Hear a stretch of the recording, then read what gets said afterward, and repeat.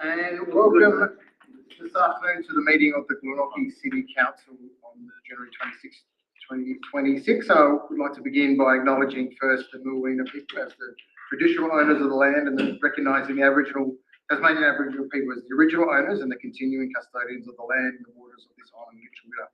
I want to pay my respects to the Aboriginal elders, past and present. Glenorchy City Council is committed to working in a way that welcomes and respects all Aboriginal and Torres Strait Islanders people. And I'd like to now introduce our team around the table. From my right, I can look at my hand then. Alderman Peter Riedler, Alderman Justin Stringer, Alderman Tim Marks, Councillor Molly Kendall, myself, Rusty Axley, the Acting Mayor, Amelia Reali, CEO, Alderman Stephen King, Alderman Stuart Slade, Alderman Josh Cockshott, and Alderman Shane Alderton. We also have our directors Tracy Elric, Luke Chu, and Patrick Marshall with us this evening, and those in the chambers welcome, and we have a number of staff as well in attendance. So first item we'll move on to is apologies, and we have received an apology from our Mayor, Sue Hickey, so that will be noted in the minutes. Confirmation of the minutes. Could I please have a mover for that, please? So Alderman Shane Alderton, and seconded by Alderman Slade. You happy with that? Yeah. Any discussion about the minutes? No, just that they reflect a true recollection of the last meeting, so they're true and correct as far as I'm concerned. Any further discussion? All right, we'll put the motion. All those in favour, raise your hand. That's passed unanimously. Moving on to announcements by the chair.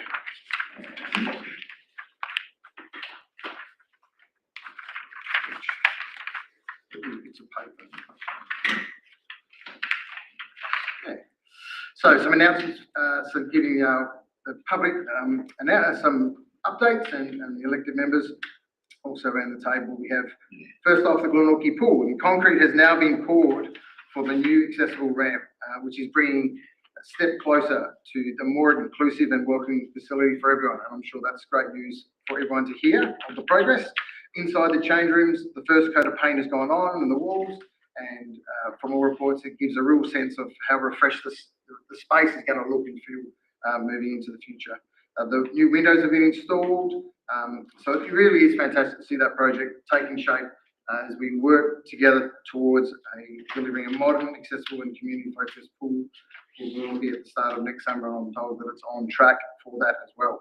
So certainly please keep an eye on our Facebook page and regular updates as photos will be posted as they come to light. Secondly, we've got the Goodwood Family Fun Day, and that's tomorrow. Council is hosting a free family fun day at Gibbons Reserve at Goodwood from 12 till 2.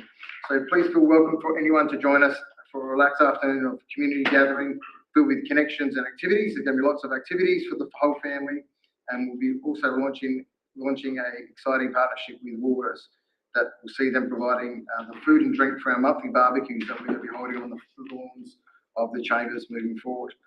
So there'll be activities, free basketball, giant bubbles, big ones, okay. And games, a paper plane competition. Well, it's pretty good, paper plane maker, and a range of other things. Coffee. You might even have a visitor.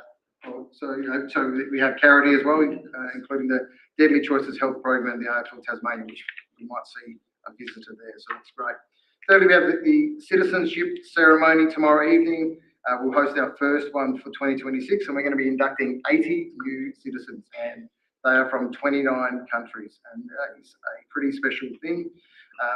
We are the most multicultural council in Tasmania, and I'm proud that we were able to welcome each and every single one of those people to our great city. We have an open workshop coming up, our first open workshop for 2026. It will be on Monday, February 2nd at 3:30. So you're able to join us in person or online to hear from the Greyhound Rescue campaigner, Rosie Saville, who'll be joined by Jimmy the Greyhound.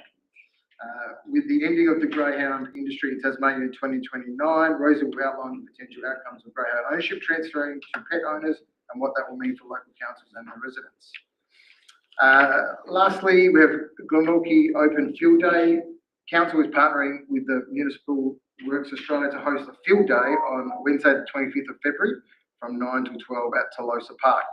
Local government operations and their teams will be invited to attend the regional field day, and they will be able to test drive some equipment and see the latest approach to municipal work. The event will conclude with a barbecue lunch, and a guest speaker will be Brendan Gale, Managing Director and CEO of the Tassie Devils Football Club, who will also then provide an update on future plans of the club. So lots and lots happening in our city, which is fantastic. We'll move on to item 4. Just want to find out if there was any pecuniary interest at all. 8.4 then. 8.4.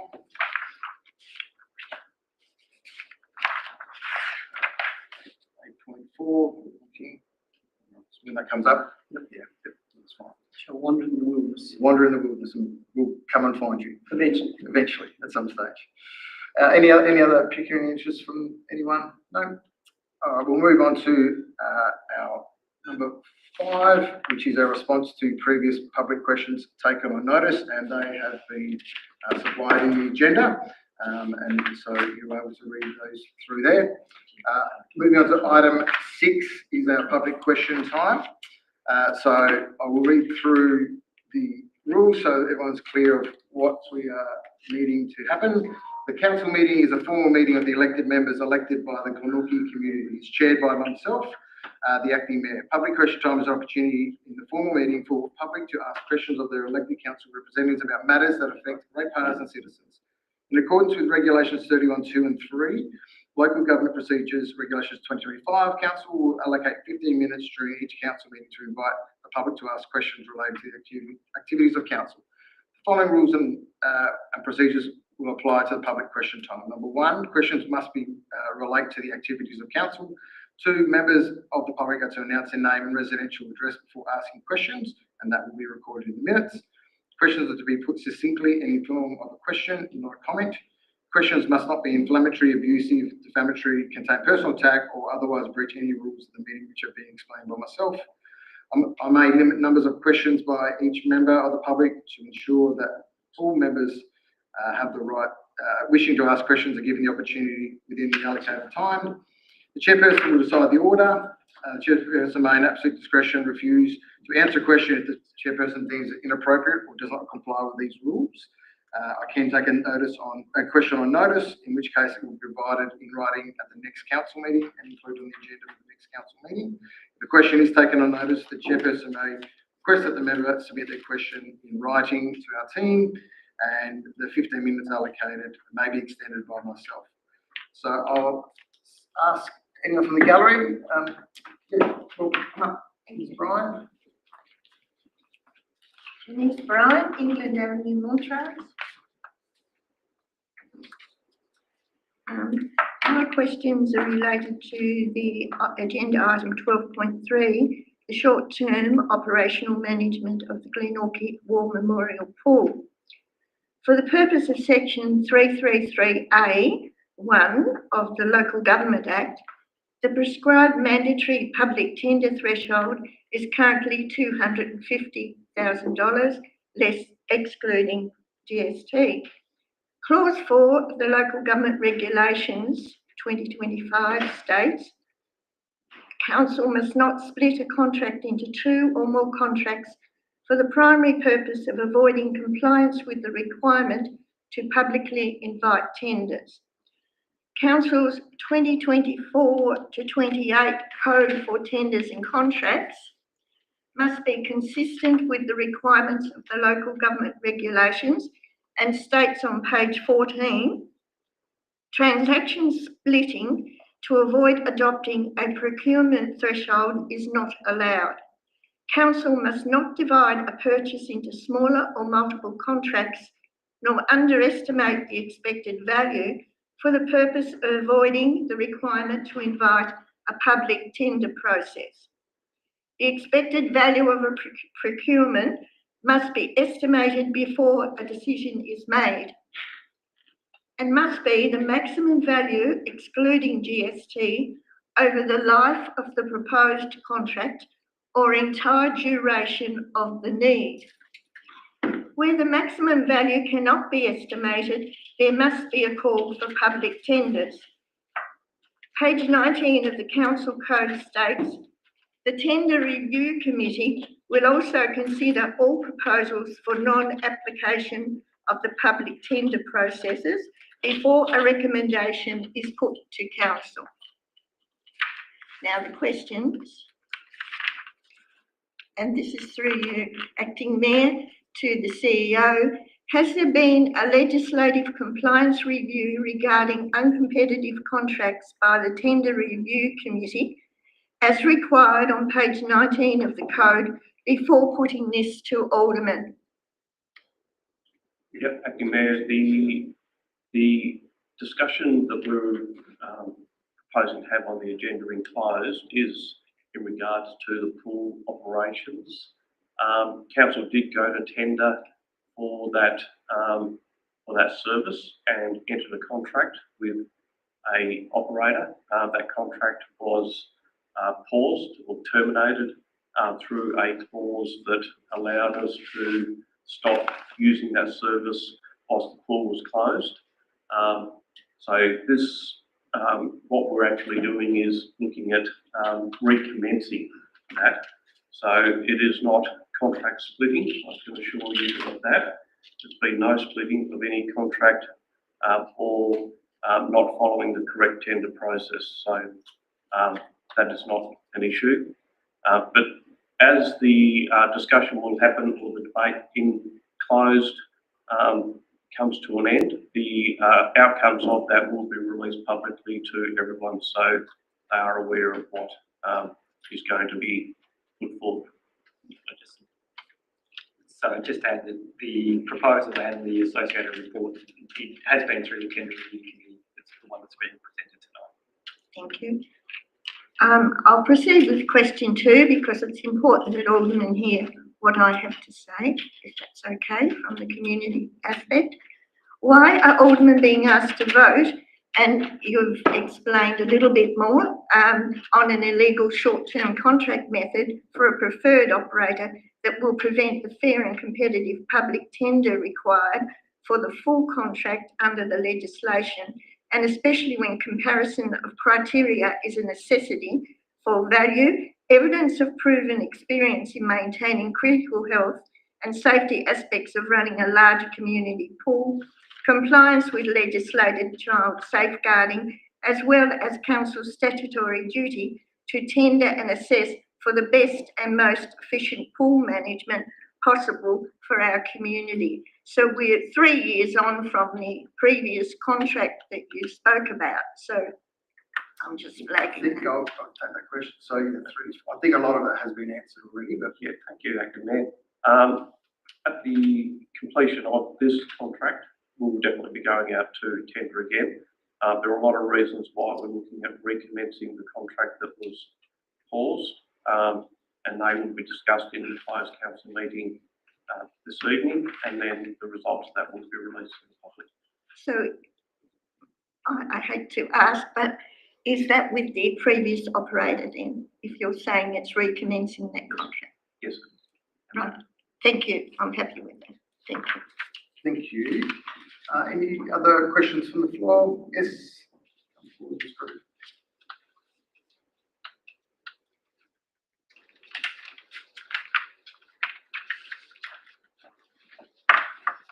Good afternoon, Acting Mayor and Alderman, and if you allow me the leeway to wish you all a happy new year, and it's an election year and one that I'm opting out of.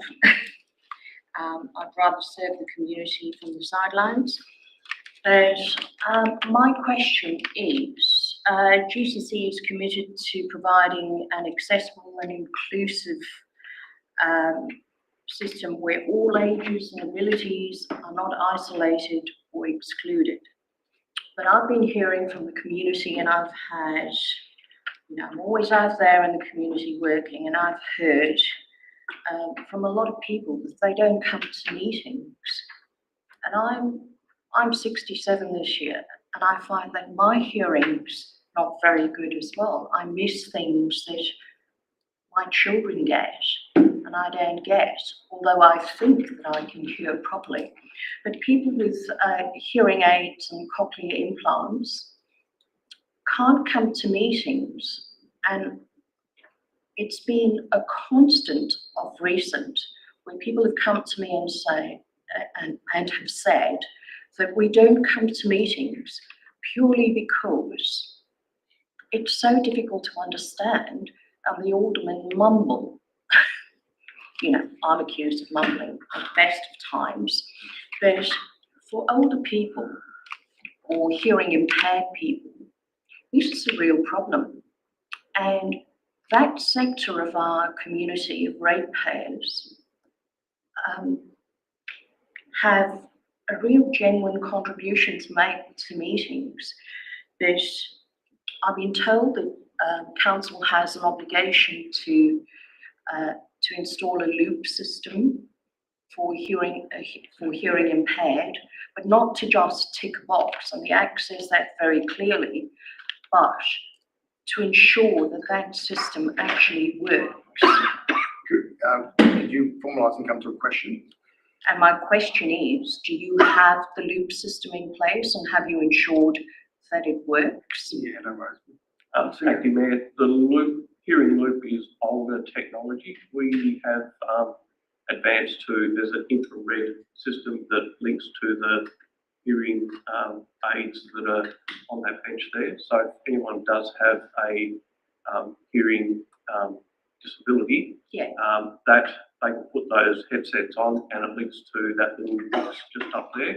And this microphone picks up the talking and takes it straight to the headset. So that's a problem they seem to have, because a lot of these people that I work with do have the system where they can actually click into it or tune into it, and they say it's not working.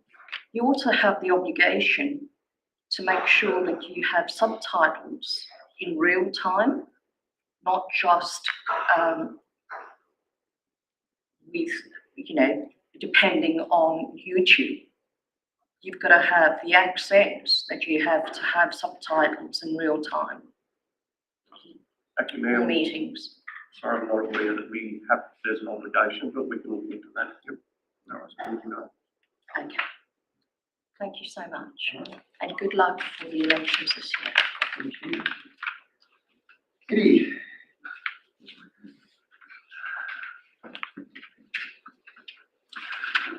I'm Eddie Steenberg and I live in Rosetta. My first question goes back to the November meeting where the Mayor mentioned the council planned to install parklets in Main Road in the Moona CBD. And I've heard nothing more on that subject since. So I asked two questions. Was council intending to consult with the public as well as affected businesses? And what more can you tell me about the progress on that project? I'll pass that over to the CEO as well. Acting Mayor, we have made some progress. We've done some design work. There has been some consultation with businesses. We did have a session out of hours and invited the businesses to make contributions, and we are progressing. And I think you'll see a bit more movement this year, within this financial year. But I might hand over to our Director, Patrick Marshall, to explain the finer details. Yeah, sure. So yes, the next stage following the public session we have, first thing we had to do was speak with Metro Tasmania about the possibility of relocating some bus stops to allow us to put parklets where they'd be of most benefit. So we had to do some trials of different bus stop locations. That was successful.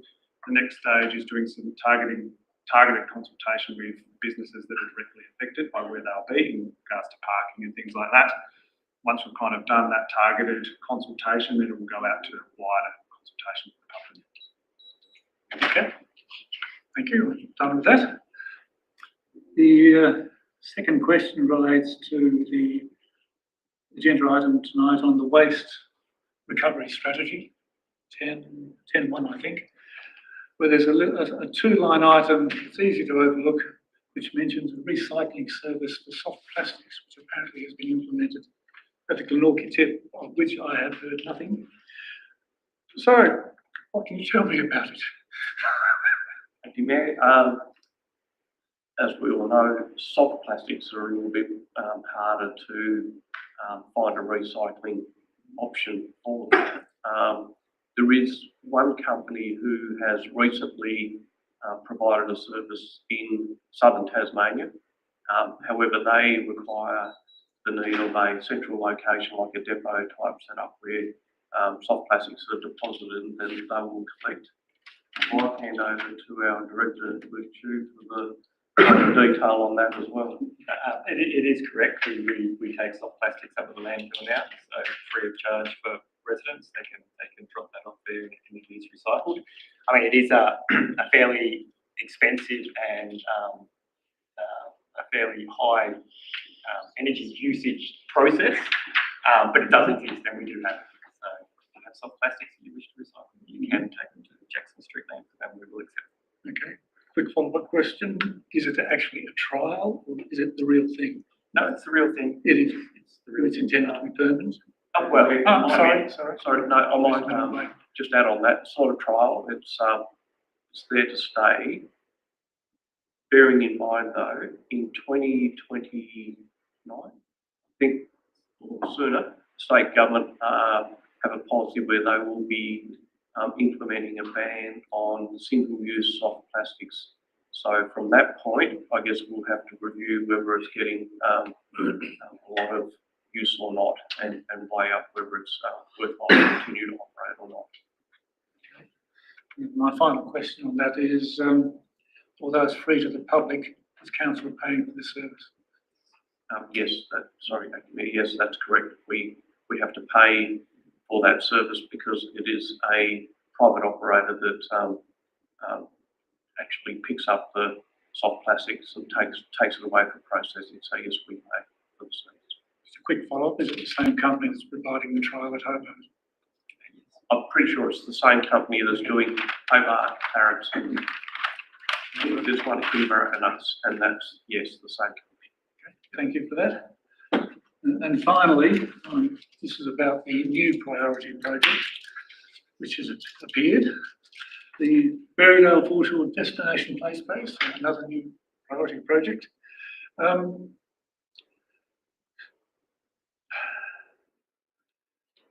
Why now?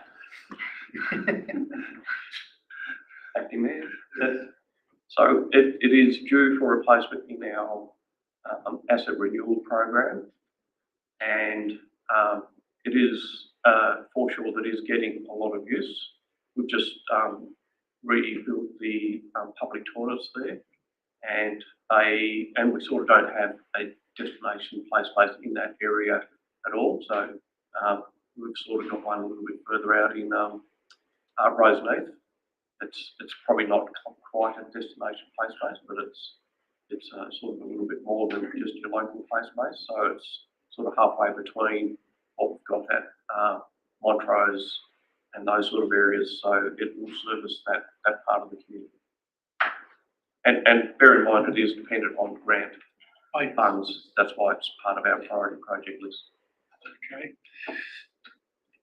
Just quickly make an observation that, I mean, this new play space with Montrose Bay and Gibbon Reserve means there are 3 destination play spaces with a stretch of 5 kilometres. So the question I ask is, you mentioned Roseneath, did you actually, the council, consider a location further north, more like Austin's Ferry, where there probably is a greater demand?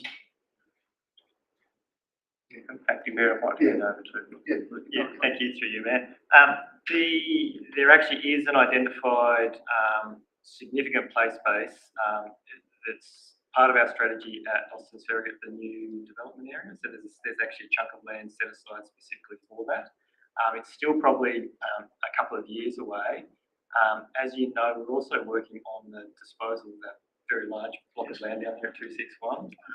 So if everything goes as we think, and that progresses, then we would recommend some of those funds be allocated to the significant play space development just down there at the development of Whitestone. Excellent, you just answered my next question. I'm done, thank you very much. Thank you. Very good questions. And thank you to all your questions from the floor. Thank you very much. We'll move on to item number 7, which is petitions. Do we have any? No. So we'll move to item 8.1, which is activities of the mayor. And we have a recommendation that to receive a note to report about the activities of Mayor Hickey during the period from Monday 8th of December to the 11th of January. Can I have a mover for that? Councillor Molly Kendall. A seconder. Thank you, Alderman Alderton. Yep, so I think this is fairly straightforward, just listing the activities of the mayor. Just not here to answer for ourselves, so I guess we'll just open it for debate. Yes, Alderman King. Just like to add that there are many activities attended by numerous aldermen, councillors over that period of time as well. That isn't reflected in here, obviously it's not reflected in here, and some with the mayor, some for the mayor. So well done to all those who did that work as well. Anyone else? No, yeah, I echo that as well. We certainly work really well as a team. When some people, when the mayor has asked us to do things, we're available where we possibly can. So well done to everyone for picking up those spots where was needed. So we will put the motion. All those in. Oh, back to you. Yeah, also to say I really appreciated seeing the grant funded end of year celebrations in there as well referenced. It's great to see those all listed. Thank you. So with that, we'll put the motion. All those in favour? That passes unanimously. Moving on to item 8.2, which is the Glenorchy Youth Hub. We have a recommendation to receive and note the report on the Glenorchy Youth Hub establishment, endorse the implementation of the Youth Hub project in accordance with the project plan, including attachment 1 and the community strategy 21 to 2030, including attachment 2. Approve the chief executive officer to sign the grant deed and funding agreement from the Tasmanian Community Fund for $1 million over 5 years to support the Glenorchy Youth Hub establishment, and to resolve that council's credit contribution and governance arrangements being maintained to ensure the project sustainability for a 5-year grant funded period. If I could have a mover for that.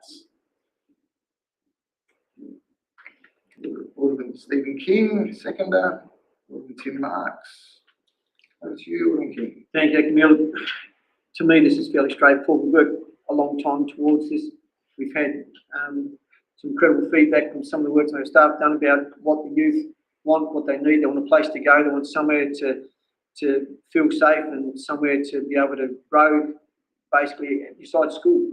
And I think with the funding that we've got and the opportunity we have to create something within our community, for our community, is a great, I'll call it a great blessing to our community. And it may help solve a lot of emotional problems that are out there. It might help strengthen relationships, and so it can only be a good thing.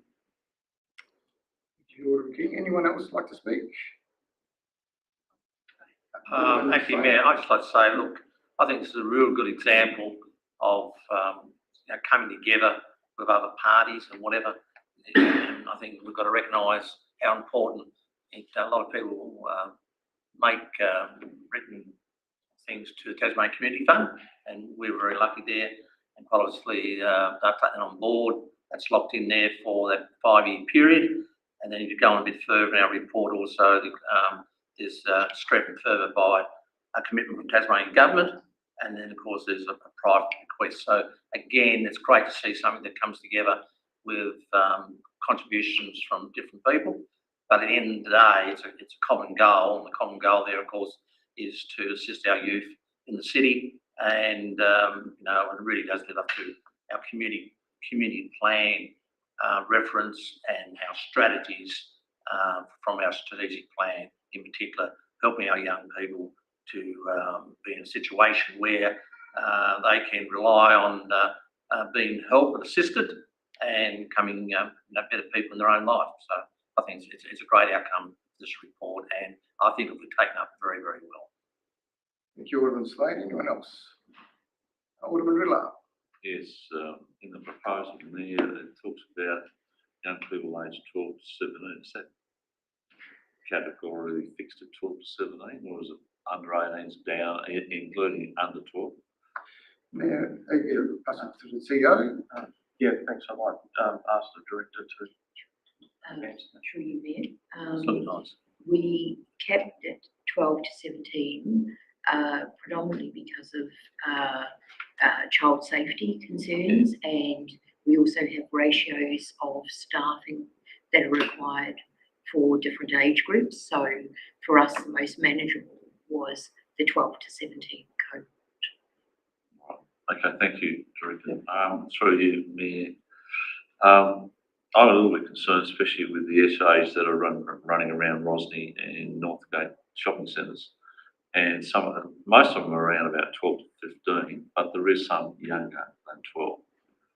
And that's why I raised the question. They're not under 10, but they are under 12. So the police, particularly at Rosny, are taking a hard line on them at the moment. But, just to give you an example, two teenage girls went and bought a water pistol, painted black, looked like a machine gun.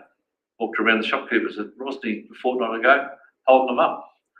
So that's the sort of thing we've got to deal with, and someone could have been injured, even though it was only a bit of plastic, but it looked like a real gun. So my point is, even though the police kick them out of the centre, it's a bit of a nuisance, and they're barred once they're kicked out, but they still come back. So I'm just wondering whether 12 is the right thing. But if someone walked in there at 11, we wouldn't kick them out like the other director. Through you, Mayor. Look, we're still offering activities external to the actual youth hub itself. So we still operate activities externally, and there is no age capping in those activities. So what we more likely do is refer the person involved to that. Okay, thank you. All right, thank you. Just the other quick questions for you, Mayor. Clause 8 is the private bequest. So it is a quiet and that's not to be released. The bequest, is it a silent? It's from the estate of the late Reginald Webb. Yeah. So it's the second bequest that we've actually received, because Mr. Reginald Webb was a resident of Moona, and so that estate has funded a piece of play equipment in Benchfield Park, and when they were aware that we were setting up a youth hub, they were quite interested in trying to put something back in the community, so they offered another bequest for the fit out of the youth hub. That's great. Thank you. Thanks. Alderman Robertson. Thank you, Acting Mayor.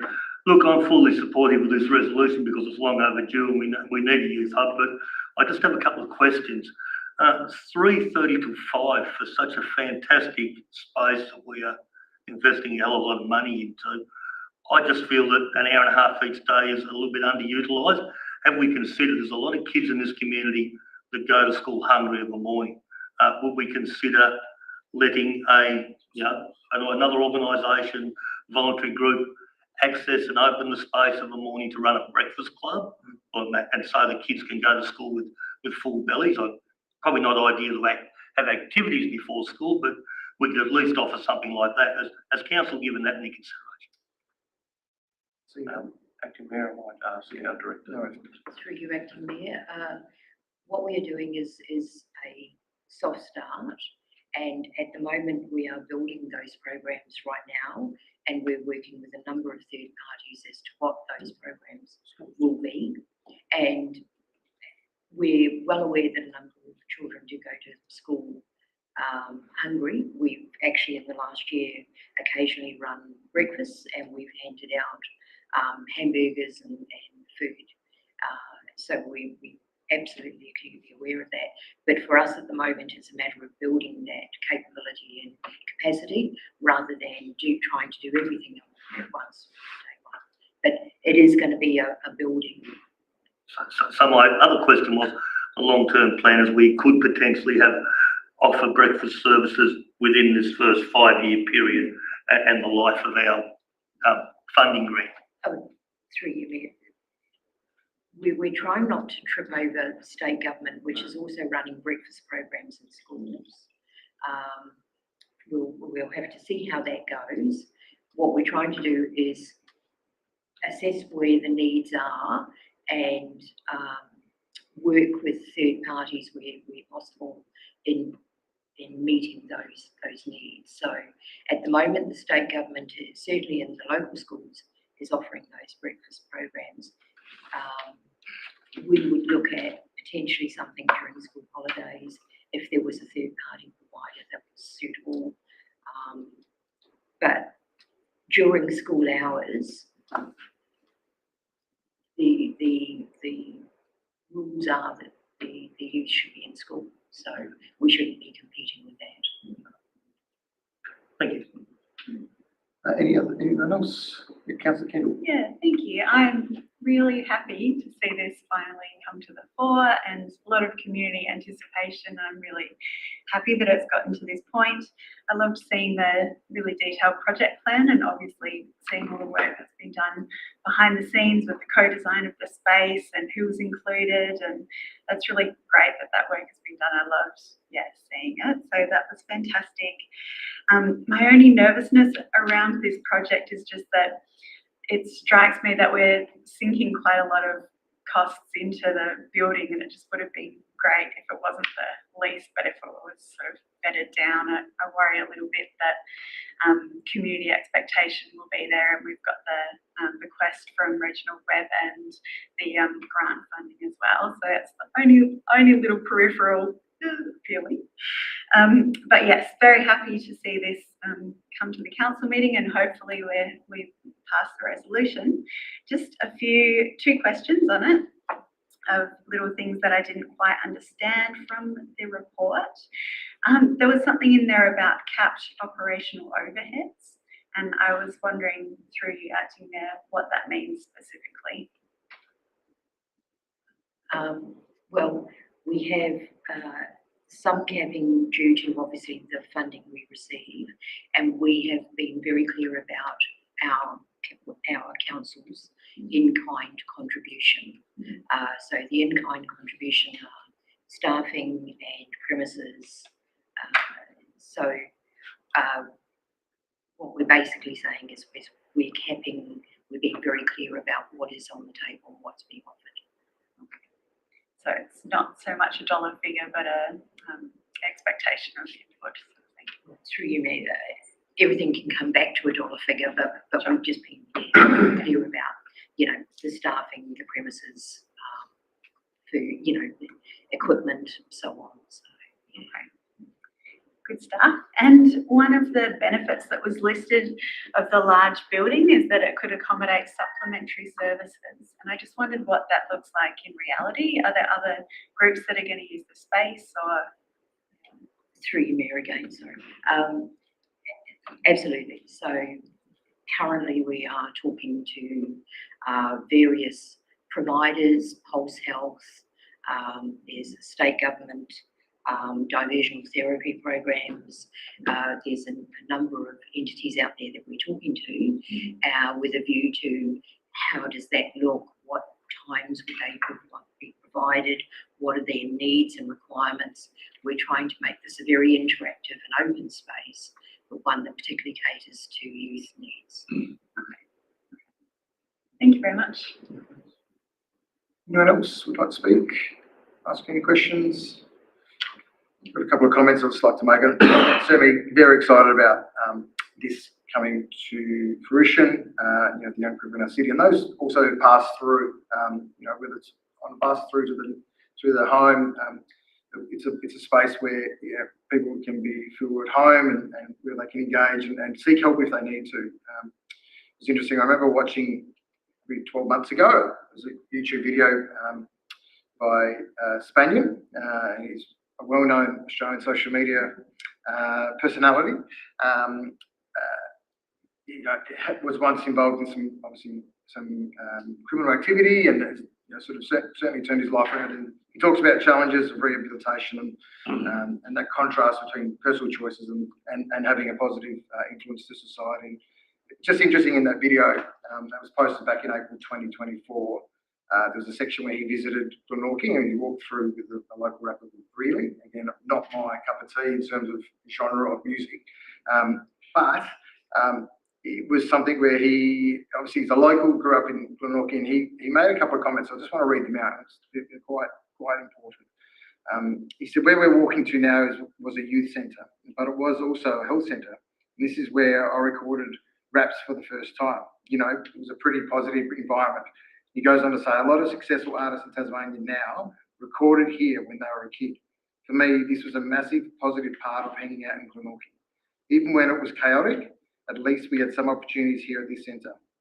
And I just really found that was a really positive way of looking at it. And I'm really pleased that now we are in a position financially, the right building, with everything coming together almost perfectly, that we're now able to provide a space where young people's worlds might be chaotic, that we can provide a positive space and a positive environment. So I'm really, really pleased. I think the Tasmanian Community Fund and the bequests and our leadership around the table and from our teams into certainly seeing this done. I think it's a really proud day. So I'm very pleased to see it come through. So with that, I'll go back to Alderman King. Thank you, Chair. Thank you for all those who've participated in this discussion. It's been really well-rounded. I hope well received by the community, particularly with Slade's comments. I thought that really explained things really well. It said that it takes a village to raise a child. And as a child growing up in Claremont, it was a village. And we had Cubs and Scouts, we had Brownies and Girl Guides, we had church youth groups. We had school teachers that looked after us on a Saturday at school sports. We had neighbours that knew what we were doing. We had police that pointed us in the right direction if we were going in the wrong direction.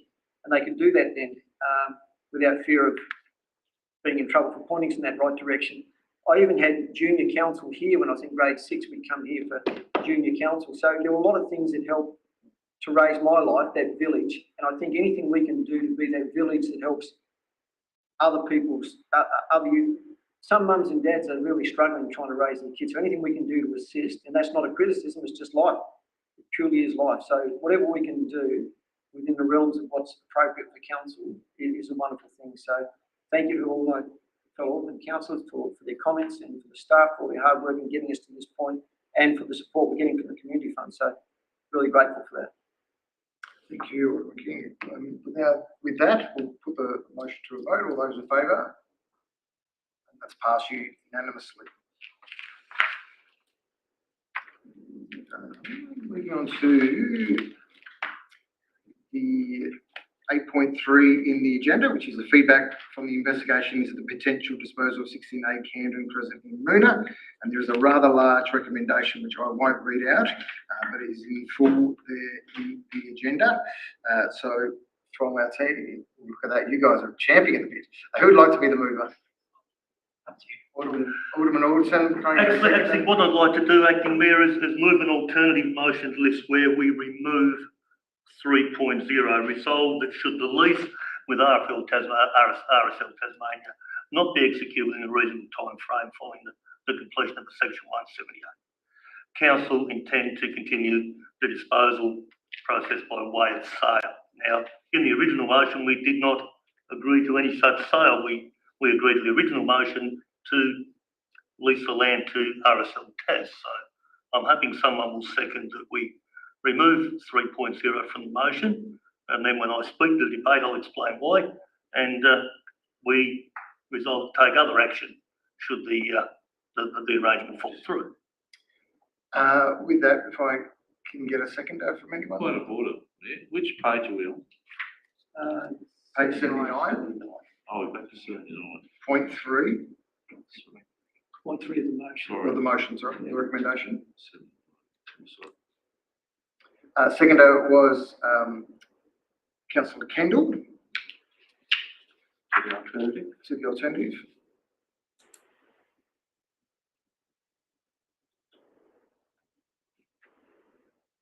So, Sorry, I just want to get this right, Acting Mayor.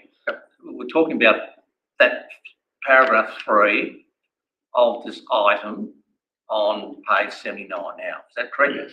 Okay, right, thank you. Yep. So it's the alternative. So, yeah, Alderman Olsen.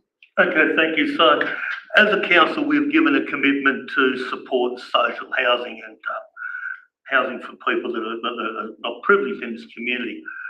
I feel that the RSL motion is a great idea, and hopefully we resolve the issue with the middle block of land so that this proceeds.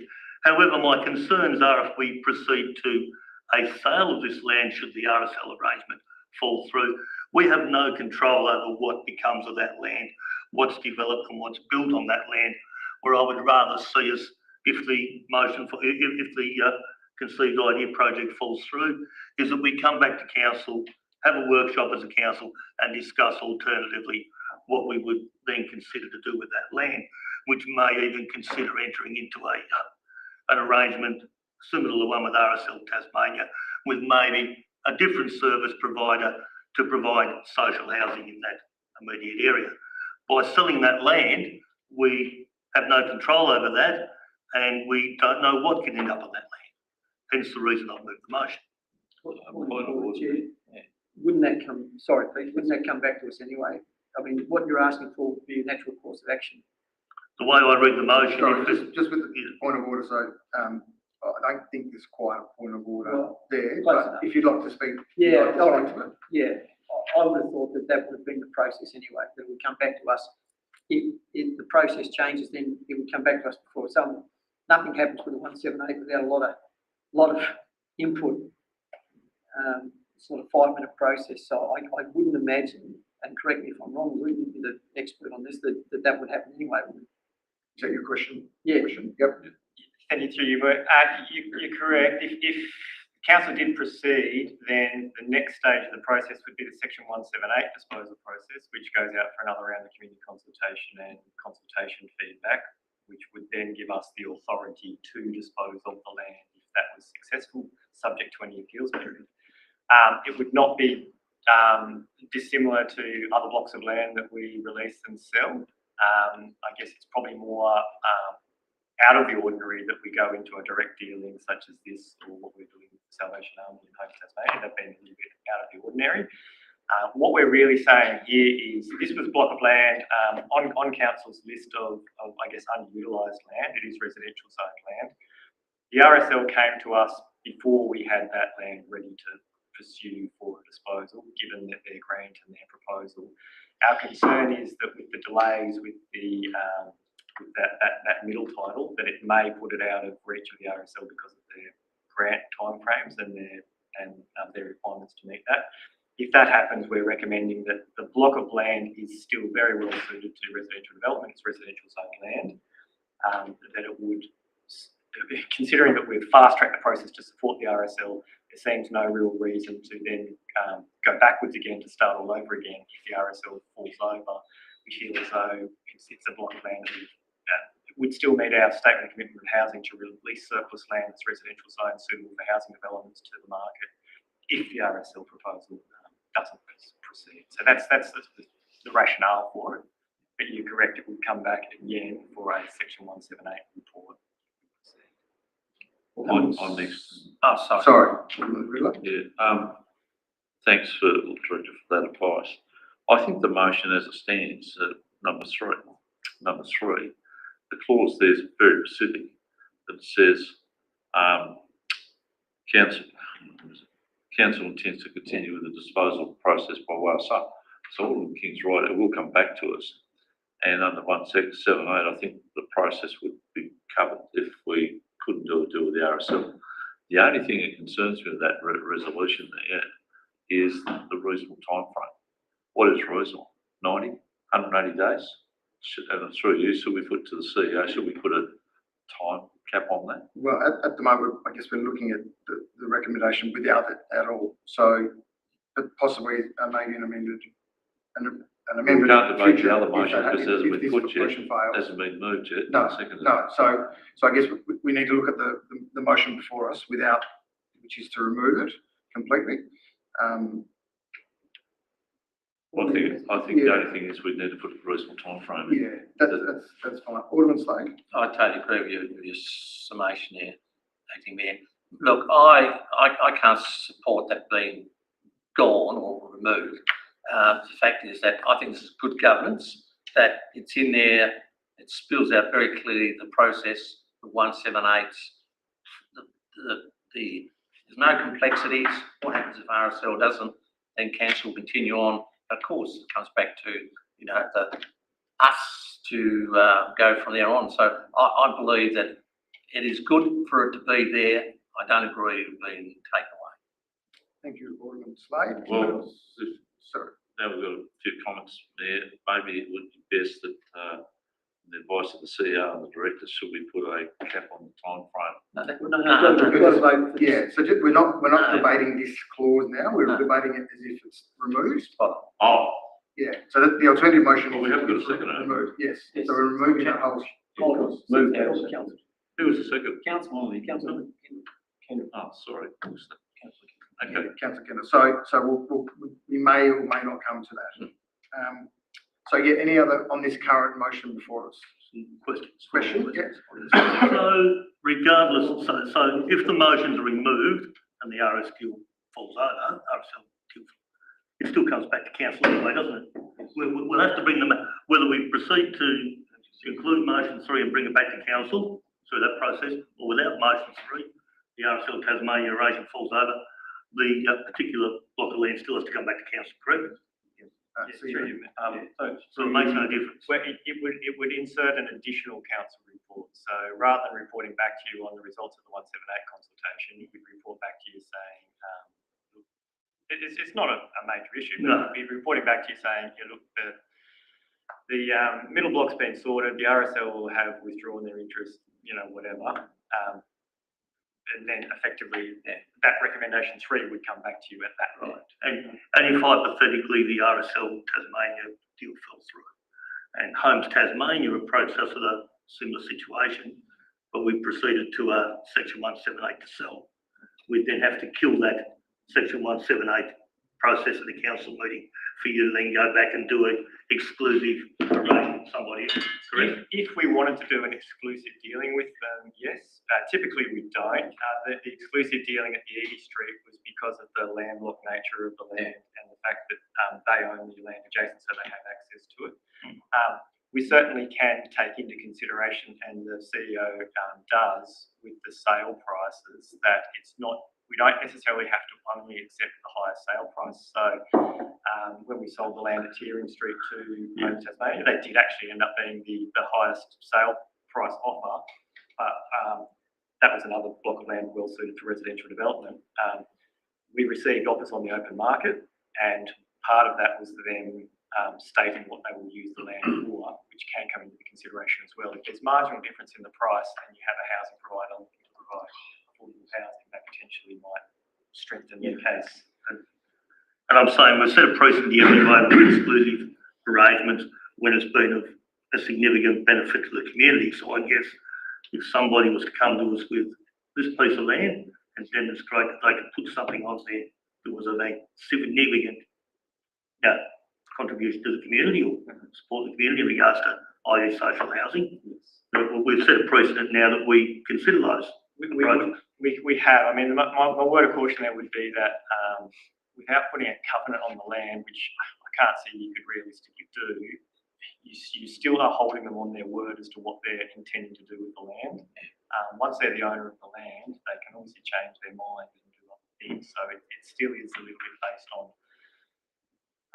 an appreciation for what the land's suitable for and what the land's likely to be used for. In this instance, it's central Myrna, close to the CBD residential zone land. So unless someone was going to land bank it to protect it, which is not impossible for a neighbouring property that if they were wealthy to perhaps do, which might not meet your aims, but if it was to be purchased by a property developer that does make housing on, it's hard to imagine they would not do that. Their investment is marginal.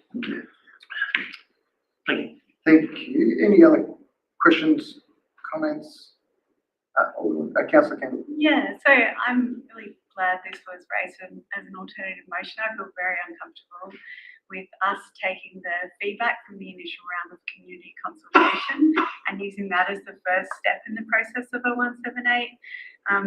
It's very different to do a long-term lease with a known RSL veteran organisation than it is a private sale on the market. So I think we would actually be putting the council at risk of procedural fairness and breaking the expectations of those contributors if we use that feedback as the first step in the process. So Yeah, rather than removing this part 3, I would probably recommend that we just clarify, and my suggestion would be that we restart the 178 process. There's no rush in my mind to make some money from a sale on this land, and we should give the opportunity to the community to say whether they want it as green space or whether they're open to it being sold. So I would recommend that we change it to something like resolve to ensure that any sale following the RSL. Sorry. Oh, sorry. Yeah, so I guess it'll be if you wanted to change it. Yep. Keep it and then adjust it. Yep. That is something we would need to wait until. Okay. And then we can change it and adjust it, once that's been resolved, if that makes sense. Okay. Another, Is that, and another alternative motion? and motion to amend would have to be. Yes. Sorry, actually, Yes. can I just clarify, that recommendation does say, Councillor, if Council intends to continue to dispose of process of large sale with any such proposal subject to a further council decision on the statutory public consultation. So it's actually built into that recommendation that it does come back. I think I could clarify. I think what Alderman Kendall is saying, so we do the 2 rounds of consultation. The first round's the informal consultation. That was done on the basis of the long-term lease to the RSL. The next round of consultation is the statutory 178 consultation, which still has to happen. I believe Alderman Kendall's saying she feels like the informal consultation should be done again if it's not for the RSL sale. Yeah, I don't think it should be used in support of a sale. Thank you. Anyone else? I've got a question just to clarify. I know in light of Councillor Kendall's contribution and question, so the community still has an opportunity to ask questions and to provide feedback and representations. That they would under the section 178 formal advertising, which is their opportunity to raise a formal objection under the Act, which then gives them appeal rights, at TASCAT as well. Yep. The first round we do is informal consultation, which is really it was set in there under council policy. Effectively, I think if there's, absolutely widespread outrage, council might go, actually, we're not even going to go to that next step of the formal, as an example, it's a formal consultation. Look, I guess there's if it gives you some comfort, there's no real problem for us if we go down that path of starting again. It's just, and it may be quite some time away because of the adverse possession claim. We don't know how long that will take. So there's no harm in us going back to start all over again. It may be a little bit confusing for some of the residents, but that's not the big deal. We send letters to a few hundred residents in the circling area, which we can do again, which is fine. It's no big issue. I would just point out though that under that proposal, the residents would have no idea who the potential purchaser would be because we go to open market. So. My other question would be in terms of that time frame. So how far along are we along the journey of the 168? Because we know they're about a 9 to 12 month time frame. Are we 3 months in?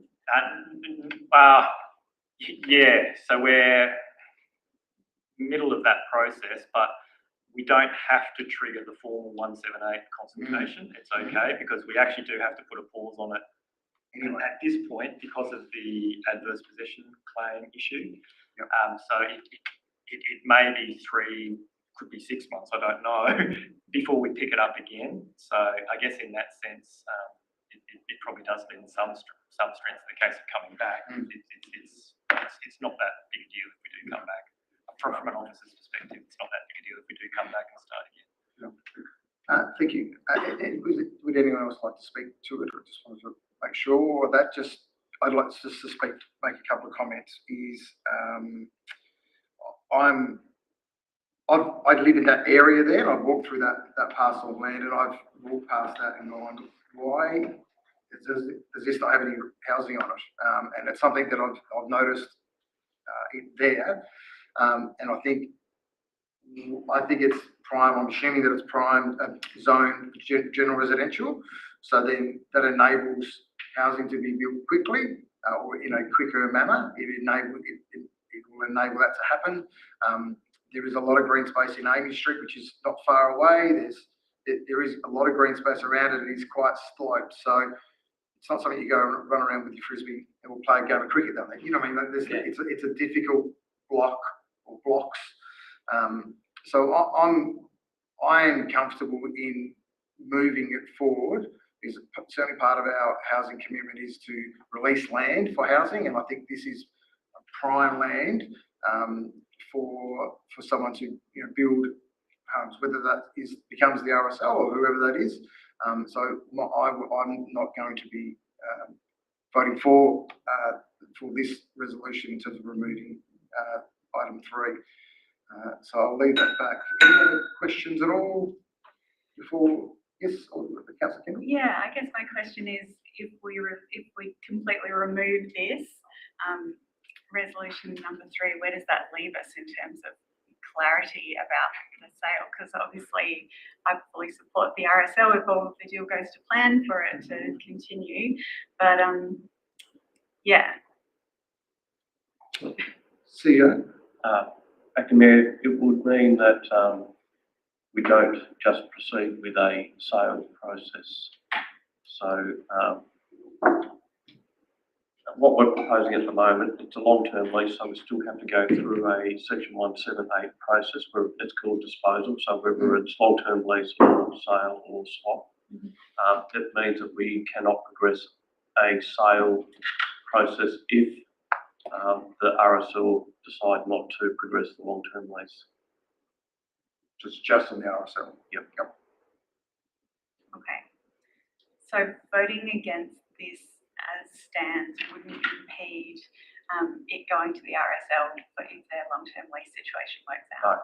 No. But just for clarification on where we're at the moment, an alternative motion was moved before the substantive motion was moved and seconded. So if this fails or is rejected, we go back to the original motion, but then that will need to be moved and seconded before an alternative could be suggested. Okay.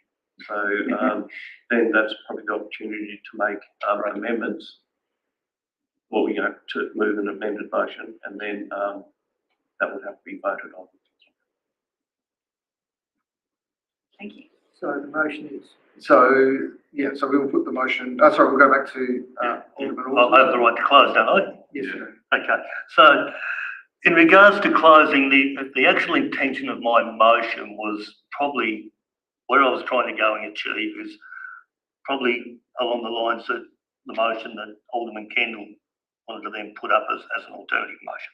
Because once again, my concern is if we sell it as 3 separate blocks. While it'd be great ending up with 3 huge, humongous individual dwellings there, it doesn't give the same benefit to social housing as what the RSL project does. That was my concern around open slather selling it without exploring other options. So the question I have in closing up is, I'm happy to withdraw my motion if we can then put forward Alderman Kendall's motion, or do we need to defeat my motion and then Alderman Kendall put hers forward? So I potentially second it. Okay, so we can put this motion to a vote, that will be what it is. So in doing that, we'll put the motion to, as it stands without point 3, all those in favour? And that's Councillor Kendall, Alderman Alderton, and those against, Alderman Riddler, Alderman Stringer, Alderman Marks, Alderman Yaxley, Alderman King, Alderman Slade, and Alderman Cockshut. And so the motion has been lost, and we will go back to the original recommendation, and I will need a mover and a seconder So we for can that. just put that motion, couldn't we?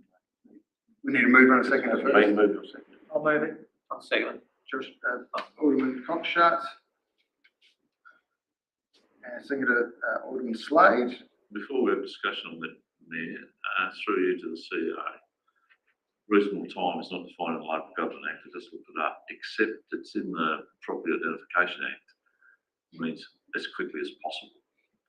Swift was the word.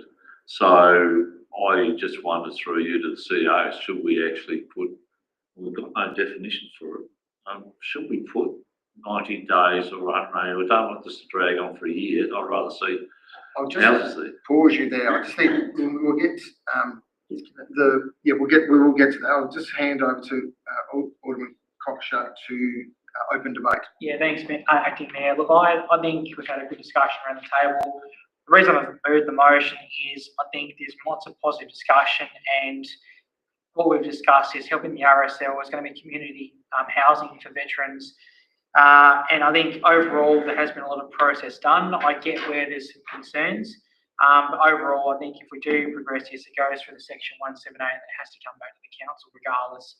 I do agree with Alderman Riddler's point about the point where it says in a reasonable time frame. I think we should hear from the CEO what is preferred there in terms of do we actually put a set date rather than keeping it ambiguous. That's my only concern. But apart from that, I think it's well worthwhile. We've got a vacant block of land there at the moment, and this housing will be used to support the veterans of the community. So I think overall it's a good thing to progress with.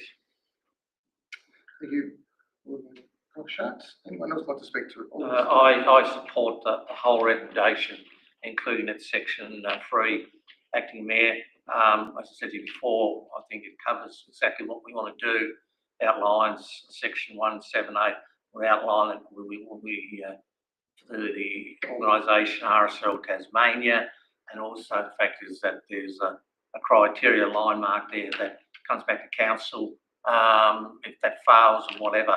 I have never seen in 30 years a time frame for these ever put on there because it's so complex.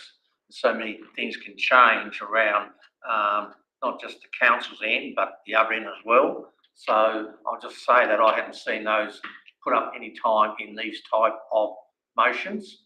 I'm happy how it is, so I'll just leave it like that. Thank you, Alderman Alderson. Okay, I actually have some more questions. So, to the CEO, obviously, in regards to this middle block, are you able to provide us as elected members with some history around that? Obviously, it must have been owned by somebody prior to council caretaking for it and now pursuing an ambulance claim. And then I guess my second question is there any historical comeback for descendants of said previous owner? Could we potentially be unsuccessful with an ambulance claim? And what does that mean for the site then, the remaining 2 blocks? Do they go up separately as blocks for sale? We haven't factored that into any resolutions as well. So I'm just curious about the questions and the answers you might be able to provide to those. CEO. Acting Mayor, the land, the middle title we'll call it, we're under the impression that we own it because we've been maintaining it for a long time. We asked our operations team, and one of the longest standing members of the team's been here for over 42 years, and part of the crew that's been maintaining that for that time. So we've obviously thought it was ours for a long time.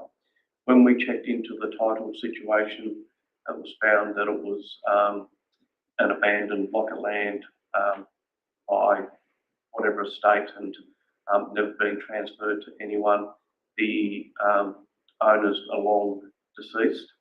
Council did start a process to transfer that land quite a few years ago. I think it was in the 90s, but for some reason it was never completed. And here we are picking up on it again. And the advice from the Lands Titles Office is telling us that adverse possession claim would be the most appropriate form of acquisition in these circumstances. The likelihood of somebody coming up and making a claim we consider fairly low. Adverse possession is pretty much if we can justify it or prove that we've been maintaining it for, I think it's 9 years. Well, Okay, so then it's actually quite a, well, I won't say clear-cut process, but there is a process that you can step through that's pretty well established over many years, that process. So if something did happen, then I guess we'd have to reassess. So we haven't actually considered, could we sell the two entitlements off separately without you joining the middle one? We would actually have to reassess the whole situation, which would result in another report coming back to council. I don't know if the director would like to add anything. Yeah, I mean, that largely covers it. I believe with the adverse possession claim, it's not just years, it's that being able to actually demonstrate that it was abandoned as well as us taking responsibility for the management. So, and as the CEO noted, there does appear to have been an intent to transfer that land to us at an early period, which for whatever reason just wasn't completed properly. But yes, if that middle block of land we were unsuccessful on, it would significantly diminish the land's ability to be used for housing. So it would need another rethink. So. Alderman Ridlow? Quick one, follow up with those from the director of the CEO. I gather we've never issued rates on that block. It's just an abandoned piece of land. That's right. That's correct. Right, because if we'd done rates, we could claim an unpaid rates, but then we'd have a problem with the adverse position. But that's okay. Probably well-known case recently down at Leslie Vale with the well-known contractors in Glenorchy, and they beat the owner. So that was about 15 years ago. But look, I agree where we're going. I think it's unlikely that we would have someone try and take us on, especially as we haven't issued any rates on them. And it's funny, as soon as we make it known that it was an abandoned piece of land, rats will come out of the woodwork. Put it that way. It's already occurred. I bet it has. All right. So thank you for that. Anyone else like to speak? Through you, Acting Mayor, is now an appropriate time for me to move an amendment? If you wish. Okay, all right. So yes, I would like to move an amendment that we change point 3 to clarify. And this is the wording I suggest. Resolve to ensure that any sale following the RSL proposal is subject to a fresh Section 178 consultation process. I think it would be helpful to do the informal round as well, just because I know what I'm like. If I get another thing in the letterbox, I'll think, oh yeah, that was just that veterans housing thing that I supported. So I think it's important to be clear. So I'll second that amendment. Well, we just need to move on a second, but we need then to vote on it. So could we just Point of order then. I think that you can't accept that motion because it's so similar to 3 already. If we don't proceed with the RSL, as the CEO has pointed out, we continue with the disposal price per wire sale through the 178 section. So we don't need a fresh type thing. It's already built into that motion. Well, so I don't think as mayor you can accept that motion. Well, it would be to restart the section 178. Well, that's what it says. We're not. It says. Sorry, Acting Mayor. Just to clarify, we actually go one step further than a standard 178 process. We do an informal round of consults.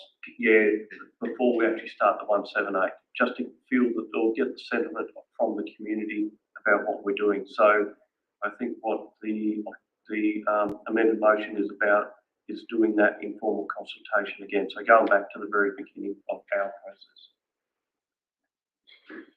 So we obviously move for the amendment. I'll second. Alderman Alderton to second the amended motion. So then we just go to. Mayor, can I ask, can you rule on my point of order, please?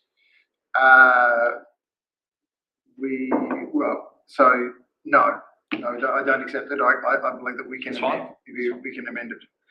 Would someone like to foreshadow going back to the original? Sorry. Yeah, I'll foreshadow going back to the original. Yep. So Alderman King will foreshadow the original recommendation to go back if this amendment fails. Yeah. So Could we, sorry for the note taker, are we able to get the amended point 3 on the screen so it's clear for everyone?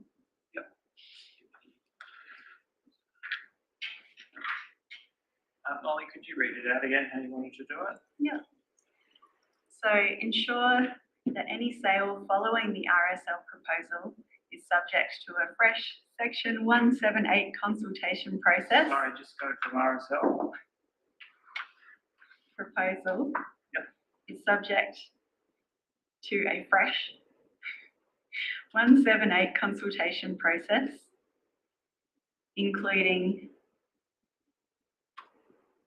informal consultation. We happy with that? That's right, Molly? That's perfect, thank you. Section. It doesn't. Section 1.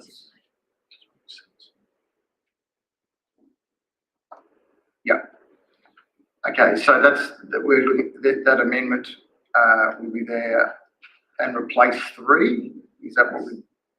Point of order, you need to take out the word consultation after 178, if the move is heavy, because it would, 178 process including informal consult. Well, You can't have it in there twice. Sorry, so from what I understand, correct me if I'm wrong, CEO, is that the statutory 178 doesn't have informal consultation. We have it as our council. That's correct. So is that? Yep. So in terms of the point of order, I'd say that's still correct. So, Sorry, Acting Mayor, just to clarify and define the difference. Would you be comfortable with it being subject to a fresh council disposal process? Because 178 process doesn't have the additional engagement that we do. So if we say a fresh council process, because we have our own policy with a flow chart that shows that consultation first. So perhaps it's resolved. So you happy with that? Any alternative disposal is subject to a new disposal process from the beginning. Effectively is what we're saying, isn't it? Yep. But that's 3 in there, that's 3. Alderman Rules, are you happy with the? Yes. The change the attendance. Somebody pass that on to Tim. Yep. So what was that? What am I changing? Alternative disposal. That's correct. Yeah, I think that works with the Elliott point as well. I'm just leaving 3 there, so Yeah. that's Yeah, fine. so 3 4 would replace 3. Is that what your amendment is? I think it makes, yeah. Yep. If everything's covered there. in 4. Okay. Yeah. So we're going to move on to seconder. So we just put the amendment. Oh, excuse me, just 3. I don't know, that's right, that whole 4 does cover 3. Doesn't talk about if the lease fails. No. But talking, It doesn't talk about reasonable timeframe. no. So Molly, Ken, I'd rather you expand 4 to also cover should there be a failure of the RSL in executing the lease and within a reasonable timeframe. I think having 4 in there actually clarifies the lack of clarity that in number 3. So I'm happy to leave them both there. Continue was that word that I was upset about, and I think it implies that the contributors, the expectation is that it will continue on. So then 4 clarifies my issue, so I'm happy to leave them both there. Alderman Alton, you happy to? Yeah, happy with that, yeah. Because the word execute sums up if they don't take up the lease as well. It's, Okay, so those who want to speak to it, so Alderman. Thanks, Sure. Acting Mayor. I would like to get some clarity from officers to see with how it's written to these, with the addition of 4, does that clear the process, muddy the waters, or what happens from that perspective? Because the way I read it, they're very similar how they're written. I think that's okay. You could potentially tie up a little bit further by moving. So number 3 goes, with any such proposals subject to, and then a fresh 178 process, including informal consultation. So basically, did that make sense? So if you remove the bottom line of number 3 and insert the bottom line of number 4, so with any such proposal, subject to a fresh 178 process, including informal consultation, potentially makes sense. Well, that makes sense. Thank you, Director. I think that makes a lot more I sense. think it makes a lot more sense to us. So through you, Mayor, can I suggest to Alderman Kendall that if she's happy to remove the last part of 3 and add the 4 now into the last part, and that becomes a substantive number. Yep. Works for me. Oh, yeah, well, I think we ought to put a time frame on it. So just we're jumping ahead again. So we're going to leave 4 in there. Is that Yes. the case? We're removing the line. I will just hit delete on what I've Yep. highlighted. You're on totally.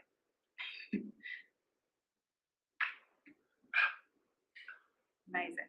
So can always do modification control of 3. I've spoken, can I ask a question? Yes. My question, Acting Mayor, is to the Director or through you, CEO. If that's the case, why wasn't that option done through your recommendation? This isn't what we proposed. We proposed if the RSL withdraws their interest, that we just proceed with the 178 process. Under this proposal, we'll actually go back a step and start all over again, notify the local residents. Thank you. Yes. If the RSL fell over, we're now proposing just to sell it. So, thank you. Alderman, just to clarify again, a second, are you happy with? Yeah, happy. It's tidied up my original motion the way that, I probably didn't present it as well as what Alderman Kendall's done. So I'm very happy with that because it achieves what I was trying to achieve in the first one. So any other, Well, Alderman, could I ask able to speak to? Councillor Kendall, could she include time frame, reasonable time frame, or time frame within 90 days or something? Subject to the CEO and the Director. I'm happy as it is, because the timeframes are Yeah. dictated. Yeah, the complication would be whether or not it drags out because of some technicalities, and then we potentially have to come back to council again to extend it, but depending on how you word it. But I guess the main intent there is really the RSL withdrawing their interest, which is a risk because the process has taken so long in their grants funding and the like. So if we did put a time frame in there, I think it would have to say X days or the RSL withdraw their interest, because if they withdraw their interest on day 1, we're not going to wait 90 days, 120 days. Okay, so we will, anyone else like to speak or ask questions? No. Okay, so we'll move in the seconder, so we will put the amended motion, all those in favour? So Alderman in favour is, Alderman Riddler, Alderman Stringer, Alderman Marks, Councillor Kendall, Alderman Cockshut and Alderman Alderton, and those against, Alderman Yaxley, Alderman King and Alderman Slade. And so the motion, or the amended motion then is passed.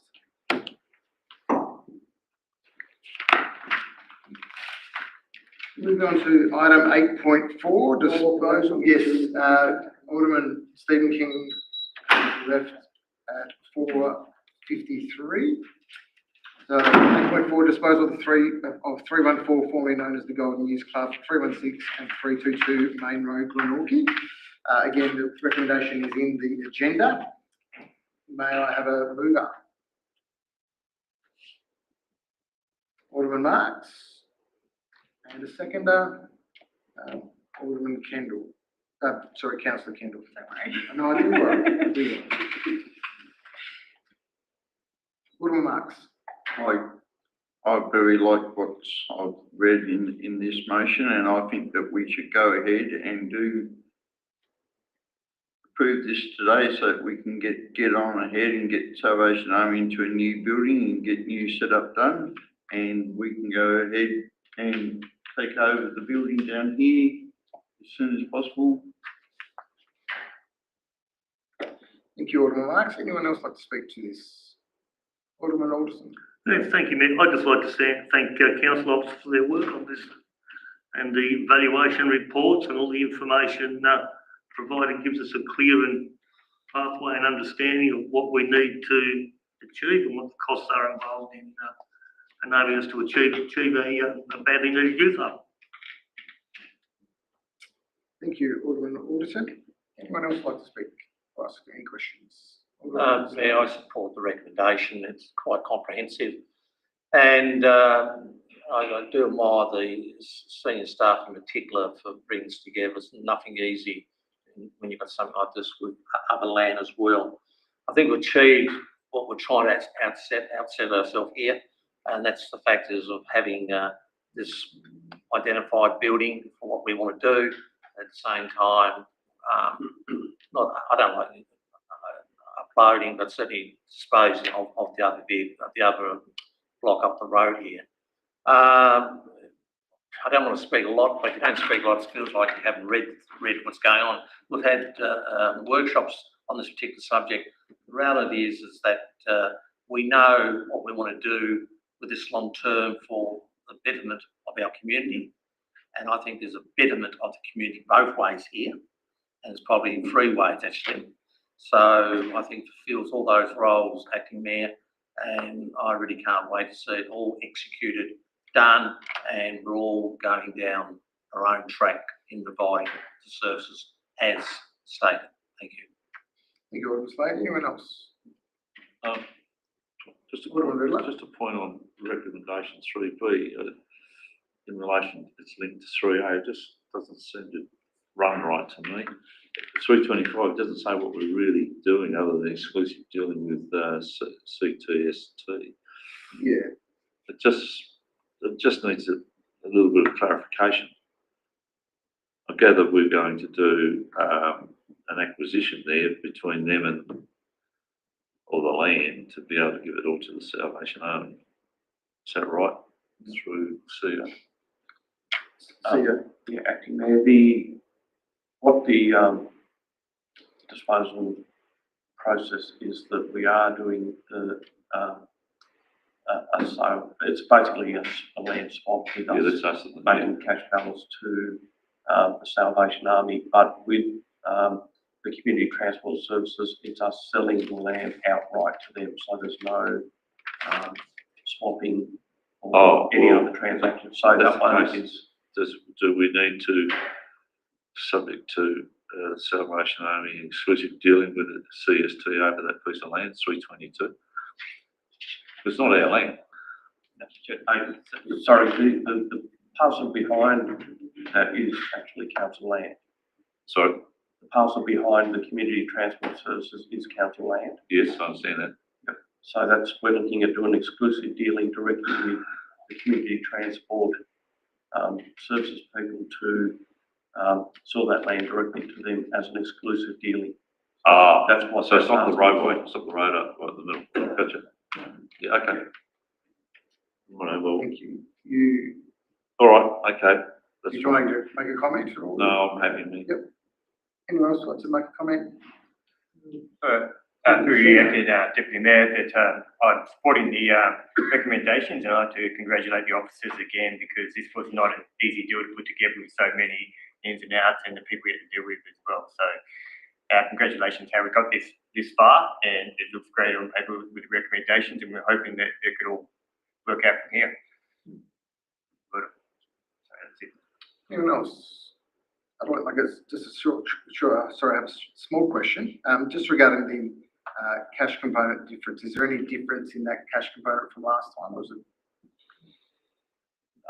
So, this has been a pretty complicated and involved process. Yes. The original dealing was for the all the land, including the parcel we're now selling to the community transport to be sold to Salvation Army. So now that they're not taking that and it's gone to community transport, there has been a difference in the amount of cash adjustment from the very original proposal. But because there's a whole lot of factors, like that land, now that it's separated off, becomes effectively landlocked. So to try and create right of way and construct a access to that land would cost additional money and use up land that couldn't be utilised for any other purpose, because it'd have a driveway over it, because it's got a significant about 2 metre rain drop. So a lot has changed during the whole process from where we first started. Yeah, so what, do we know what the difference is? Just so, because I've only got that figure and I can't remember what. I might ask the director. Sorry. Yes, certainly. Are you referring to just the piece of land to No, see? the whole deal. Oh, the whole deal. Yeah, so I guess, So, what was our contribution originally? And what's our contribution now? so our contribution approximately is about 2.3 million. The exact figures, because some costs that have to come out with the subdivision and the like, so it's about that. The sale to CTST is, their proposed price is 900,000.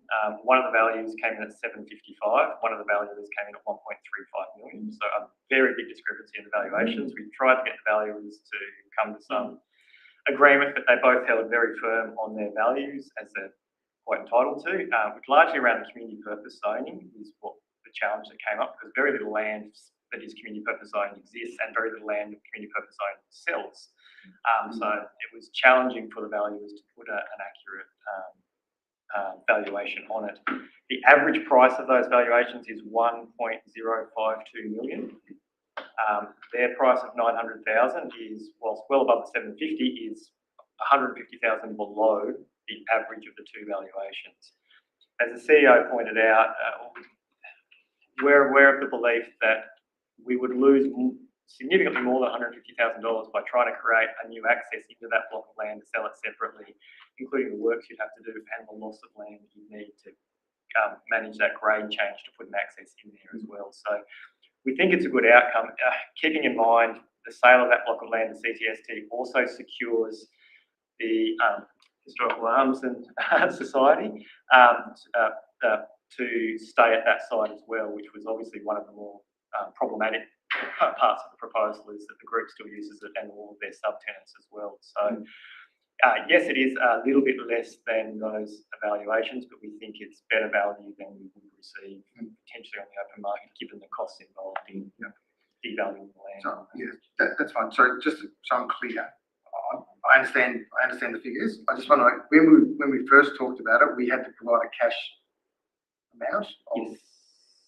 Is it the same amount? Well, there was never a locked-in amount. It was always to be based on the average of the two valuations. Yes, okay. So, yes, it is, but it's potentially $150,000 less because of the agreement to CTST and the. Yep, that's fine. Thank you. Yeah, I just didn't want, if it was $500,000, I was just going to. Oh, no.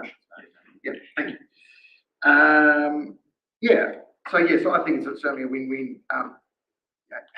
Hamps are able to stay, the community transport space has a home, South Australia has a home. We have a building that we're able to use for a hub, and then there's a revenue stream in that. So, and that's something I've been really strong about as council. We need to be looking for new revenue streams. So I think this is a positive way of doing it. So I believe it's an excellent outcome for all parties, and I think that's a really good result. So well done to the team for all that. So we'll go back to the mover, who was Lux. Yeah, no, nothing further. All right, we'll put that motion to a vote. All those in favour? And it's passed unanimously. You might just secure Alderman King.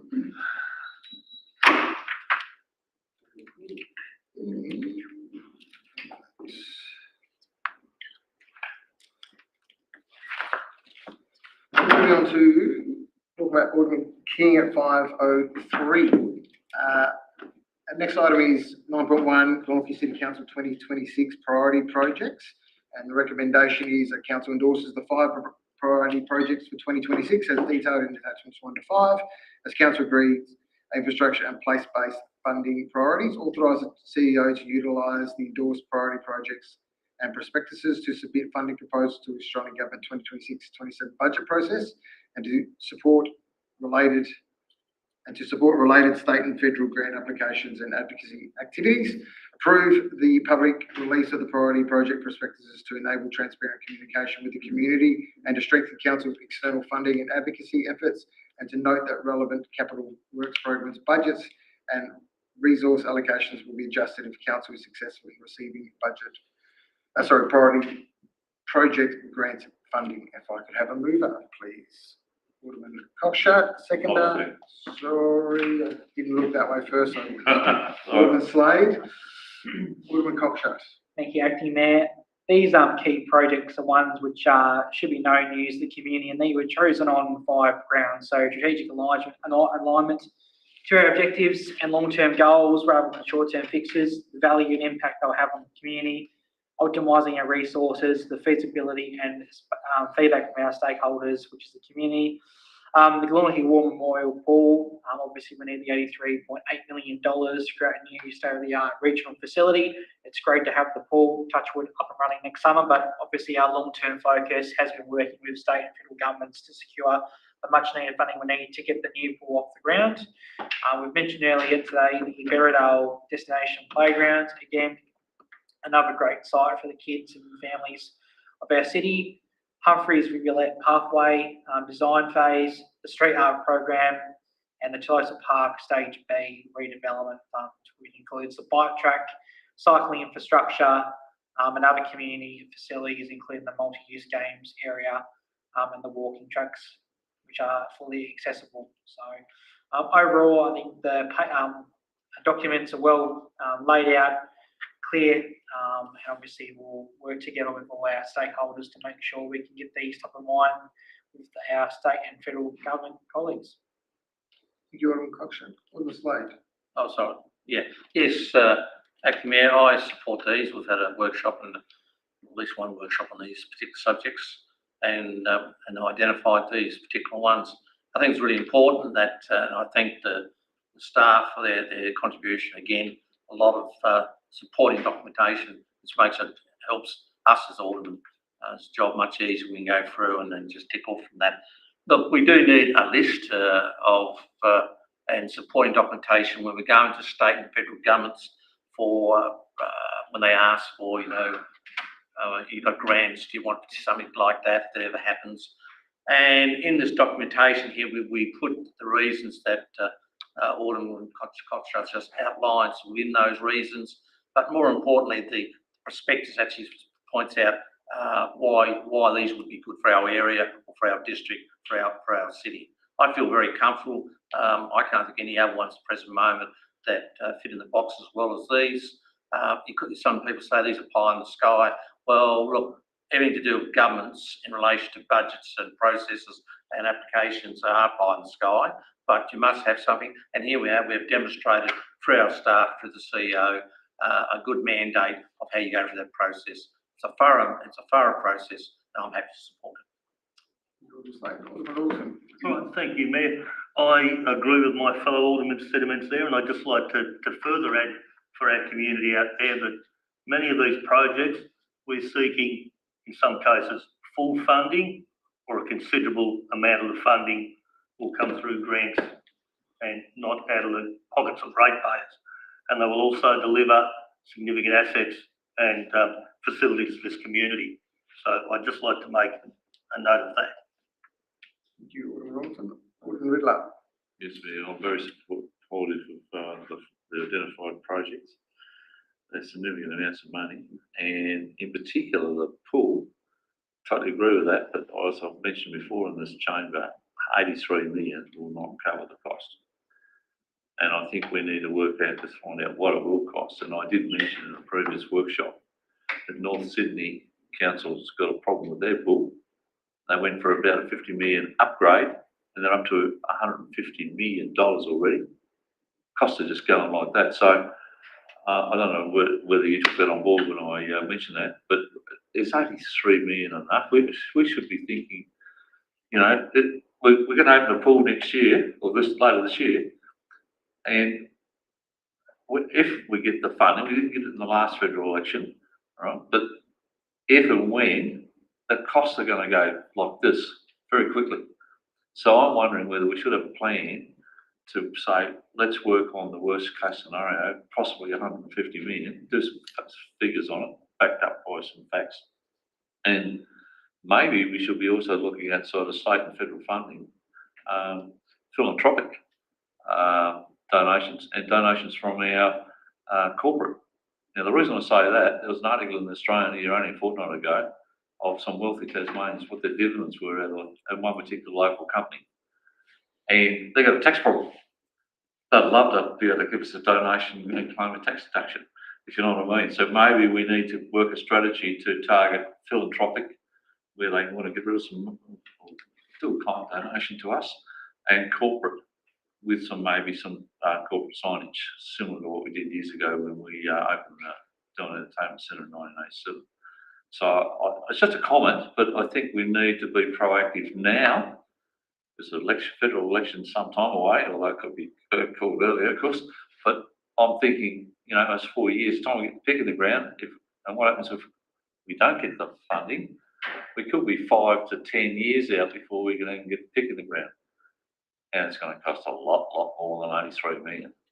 I hate to put the downer on it, CEO, but you can see where I'm coming from. And there's always cost escalations. And I had to laugh when you said, I think you said there was a comment that the concrete was poured at the pool. Just hope it hasn't cracked yet already and there's a leak. So you know where I'm coming from. It's important that we try and target what is really going to cost us. Tolosa Park, that's the next major one on the list. Got no real concerns with that. That looks a pretty reasonable sort of figure. We could probably cap it at 10 million with some council contribution, but let's be realistic. That pool is the major item. Community needs it. They're on our back, and if we're going to build it, we've got to get it right.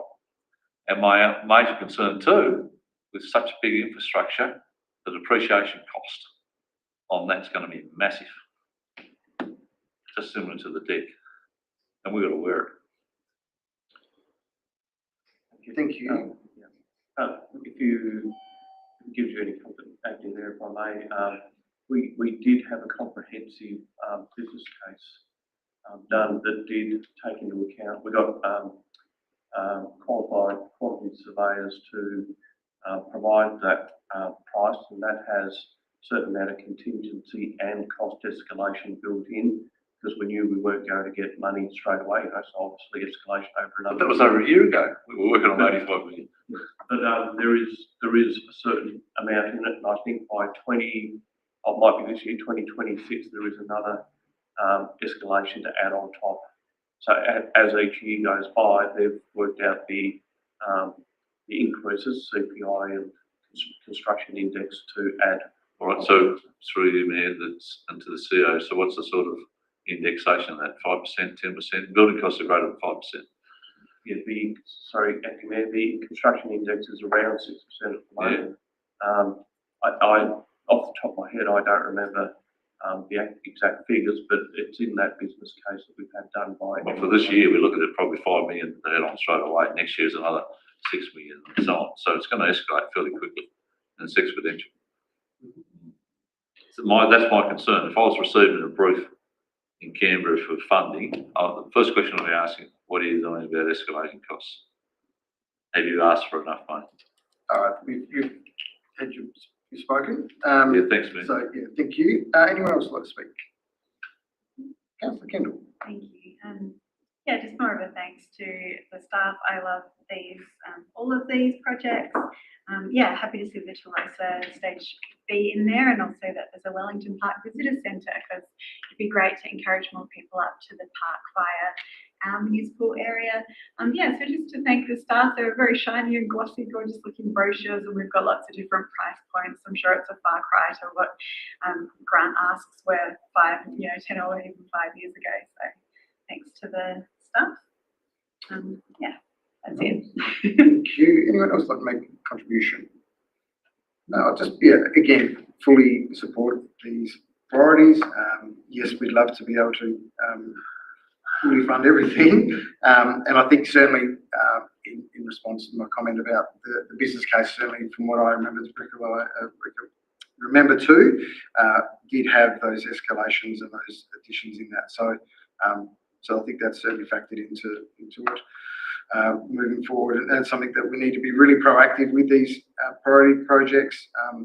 I would encourage us all to be talking about them as much as we possibly can. Obviously, state and federal are going to ultimately have it, but it's about having that groundswell of support.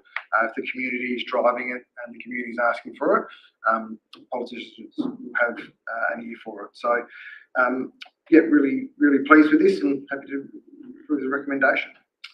And with that, I will put the motion. All those in favour, raise your hands. That's passed unanimously. Moving on to item 10.1, which is our waste and resource recovery strategy. Again, similar length recommendation, which I won't read, which is obviously in full in the agenda. If I could have a mover, please. Councillor Kendall, seconder, Alderman Stringer. Councillor Kendall. Thank you, Acting Mayor. So this is the updated waste and resource recovery strategy for 2025 to 2030. It's coming back because the last strategy is now outdated and there have been changes to the national and state waste policies that mean we have to update it. We got community feedback asking for things as you'd expect, like more recycling, better education around waste and waste reduction. And there's a really strong theme of circular economy in here. So I'm happy to open it for debate. Thank you, Councillor Kendall. Alderman Alderson. Thank you, Mayor, Acting Mayor. Once again, have another series of questions in regard to reading the report. The part of the report that we don't seem to be hitting the brief with in the market at the moment is reusing of items. And I get ratepayers coming to me all the time saying about they're putting stuff on the tip face that is perfectly reusable because there's not capacity or the reuse shop won't accept it. And I know we're not supportive of it, don't want to do curbside collections because that contributes to putting more waste and more reusable items on the tip face. But I'm wondering, has council considered as part of this strategy in encouraging and having a reuse collection day where maybe we empower other organisations like City Mission, etc., who can resell, reutilise some products and partner with them and have a curbside collection reuse day where we encourage ratepayers to put out reusable items for collection? CEO, but just before we do, I'll just note for the minute taker 516 ordinary level left to do it. Thank you. CEO. Thank you, Acting Mayor. We don't have the curbside hard waste collection, haven't for a number of years, and we are not encouraging that because it goes against the principles of. And I agree with that. Yep. With encouraging maybe charities and not-for-profits to take items that are still useful, they do actually come and collect. So if they're contacted, they will come and have a look and take what they believe that they can reuse, or resell, or from the tip face, does it? Yes, most. I know of a few examples where they have come and collected, and but I mean they're obviously selective with what they think they can use and pass on. So it may not be that they'll take everything. So that is an option. I think they even few have it advertised on their websites that they will come and collect items directly. So that's not captured in those graphs and those figures I've been reading and looking at because the reuse column is virtually non-existent. Thank you through you, Acting Mayor. It's probably hard to know, but there is a little byline in there that points out. So the reuse figures that are in there, so obviously the tip shop have salvaging rights on the tip face, and the figures that we're reporting are what they're salvaging on the tip face and bringing back to the tip shop. What it doesn't pick up, because it's an external organisation before the gate, is most of the reuse goes directly to them. So most of it doesn't come to landfill and then get picked and go back to them. Most of it people drop off before they come through the toll booth, so that they're not paying for the weight. So we don't have access to that data. So the reuse figure does look lower than what it will be in reality, because as you can imagine, you go to the tip, you've got a pile of stuff, you've got some good stuff, you stop at the tip shop, you offer it to them, they say yep, no, and then you just come through with the no and you waste. So that figure does look reasonably low because that's only reflective of what's salvaged off the tip face and brought back to the tip shop, not including all the stuff that goes directly to them on the way in. And I've got people telling me they're taking good chairs, tables, etc. to the tip shop. Leon, as he said, they don't, tip shop saying, sorry, we don't have the capacity to store them, and this good stuff is ending up in Yeah, there. look, they definitely do turn some stuff down, particularly if it's made out of like fiberboard or chipboard and the like, which a lot of furniture these days is, because just we've got to be careful that we're not just transferring the problem from somebody's waste to the tip shop or to the salvos or to whoever it's going to. They just have to pay for the disposal of it. So there's a lot of stuff which may be frustrating from a resident where you go, well, I'd rather someone use it, but that's not hearing. But if it's not determined to be saleable, then it really just transfers that problem to another community organisation who then have to dispose of it. Obviously, the Good Karma networks on Facebook, your Facebook Marketplace and the like is ideal. I mean, we do it at home all the time. We've got some old furniture, put it up, hey, it's free to take. I'll leave it out in the driveway over the next day. And is a great way to get rid of it. And then failing that, if the tip shop and the other community organisations don't want it, then that's when it ends up on there. But I think what I'm hearing is the tip shop is saying to some of these people who contact him, if they had the space, they'd take it, and because they don't have the space, a good item is going to landfill. Look, I'm sure that's part of it as well. I mean, there's only so much space every shop's going to have where they are going to have to make those calls on the costs and benefits. The chip shop is investing at the moment into some expanded facilities with additional shelters and sheds to protect more goods that come in that need shelter-like furniture. Yeah. So it may help that capacity a little bit. But yeah, again, that's just, it is going to be an analysis by them, and I'm sure space does come into that consideration. Thank you. Thank you. Anyone else like to make a contribution? No, with that, I'll hand back to Councillor Kendall. Thank you. Yeah, so I'm happy to head towards this resolution. I mean, of course, there's always more that can be done in waste. It often comes down to resourcing. A really futuristic plan might look like, and we might do this in future, little micro waste reduction grants to small little not-for-profits that spring up to deal with difficult waste streams, which I know Hobart City Council does and has really great waste outcomes. Equity support for people that have barriers to getting their waste to the landfill, and also some waste progressive areas do things like free dumping of quite toxic materials like asbestos. Of course, there's a cost attached to that, so all of those things need to be considered. But yeah, I'm really happy with this and the scope within it for more progressive waste outcomes. I'm really happy to see the bays for bulk goods recycling and reconditioning, so I think that's a great step forward. Thank you. With that, we'll put the motion. All those in favour? That's passed unanimously. Moving on to item 11.1, the financial performance report to 31st December 2025. The recommendation is to note and receive. Could I have a mover, please? Alderman Stringer, seconder, Alderman Marks.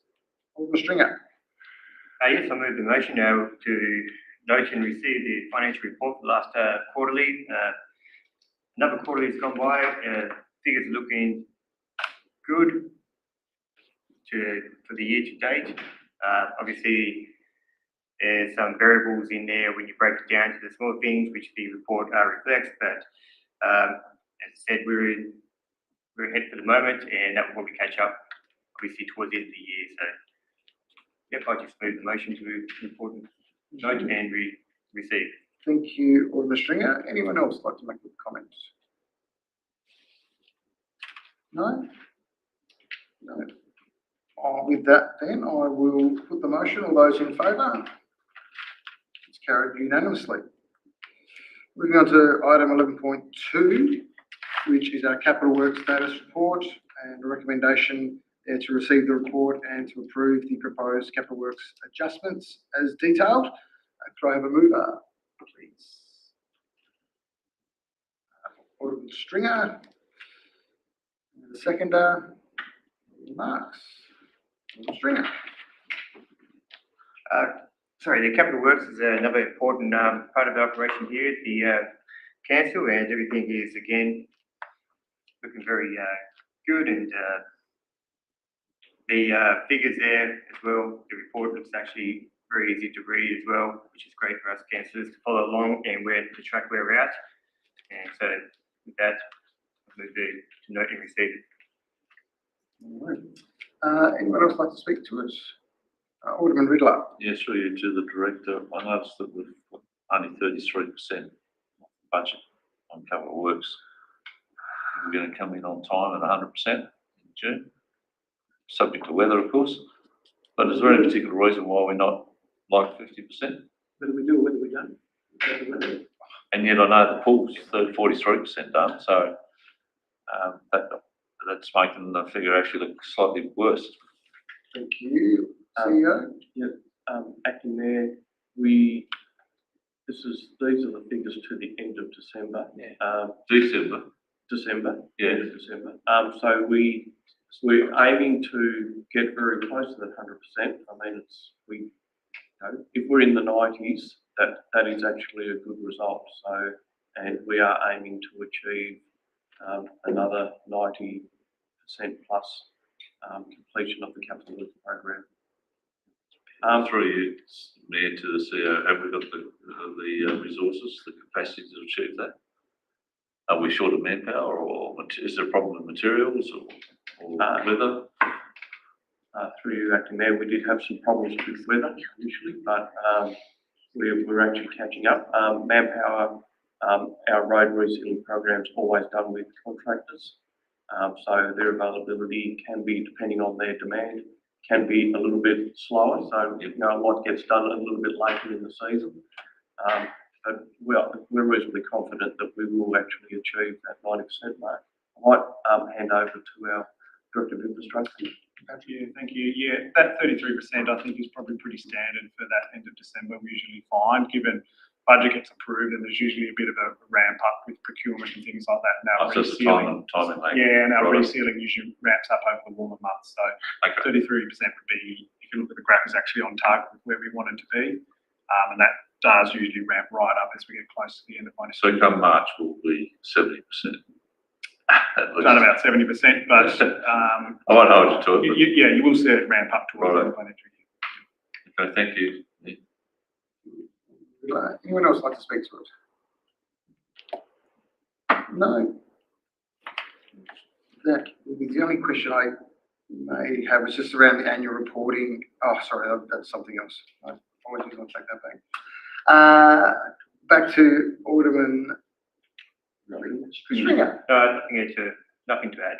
Deputy Mayor. Thank you. We'll put the motion. All those in favour? And it is passed unanimously.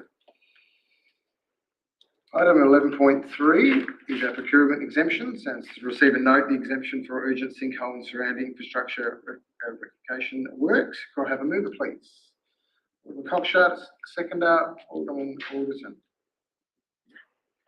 Thanks, Acting Mayor. Pretty straightforward, this one. Obviously, we had to jump on this one pretty quick due to immediate and unforeseeable risk to public safety due to a sinkhole. So it's purely just stating that we know an exemption for the costs of the works to be undertaken for that project and to remediate any damage done by the sinkhole. Thank you. Anyone else like to make comments? Acting Mayor, the only one I had, I support the recommendation. My question was, don't we normally put in who the organisation is into these as well? Into the recommendation? It's actually mentioned Water Industry Solutions. I understand that, but we don't put it in the recommendation? That's all. I just thought we had in the past, that's all. I'm not sure in the past, but we can certainly add. We can add it. We could add the name. You know where I'm coming from back in. Yeah. So people clearly can see where that exemption is for, that's all. Yep. For move and second is happy. Yeah. So move and second. Yeah. Everyone happy? Yep. So receive and note the exemption. Urgent sinkhole and conducted by completed Water Industry Solutions. Completed by. Is everyone happy with that? Yeah. Okay. Perfect. All right. All those, anyone else like to speak to it? No. All those in favour of the motion? It's passed unanimously. 13.4 is a City of Hobart notice of motion regarding amalgamation with the City of Glenorchy. The recommend, I don't want to get a chocolate bar, that's all. no, Yeah, no I chocolate was snacks. Election year. No snacks. No snacks. It's Marty, he's not here to represent himself. Is it all right to drink this water? The recommendation is that council notes the notice of motion passed by the Hobart City Council regarding the potential voluntary amalgamation discussions. Confirms that Glenorchy City Council is open to discussion that supports structural reform of local government undertaken as a part of coordinated statewide process. Resolves not to participate in the amalgamation process outlined in the letter from the City of Hobart at this time, outside of a broader state-led reform agenda. Reaffirms its commitment to a strong regional collaboration through existing greater Hobart governance arrangements, and authorises the CEO to communicate this position to Hobart City Council and the Minister for Local Government. Could I have a mover, please?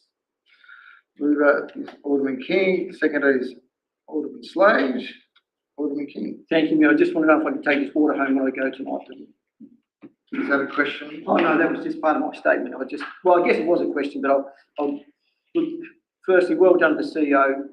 Very well written report, very in-depth, very encouraging to the situation that Glenorchy City Council is in now. And it says, part of that report says over recent years, Glenorchy City Council, because if you go back a number of years, and I'm sure the Slade can confirm the amount of debt this council used to have, has emerged $26 million, so has emerged as a strong, self-sufficient and financially resilient city.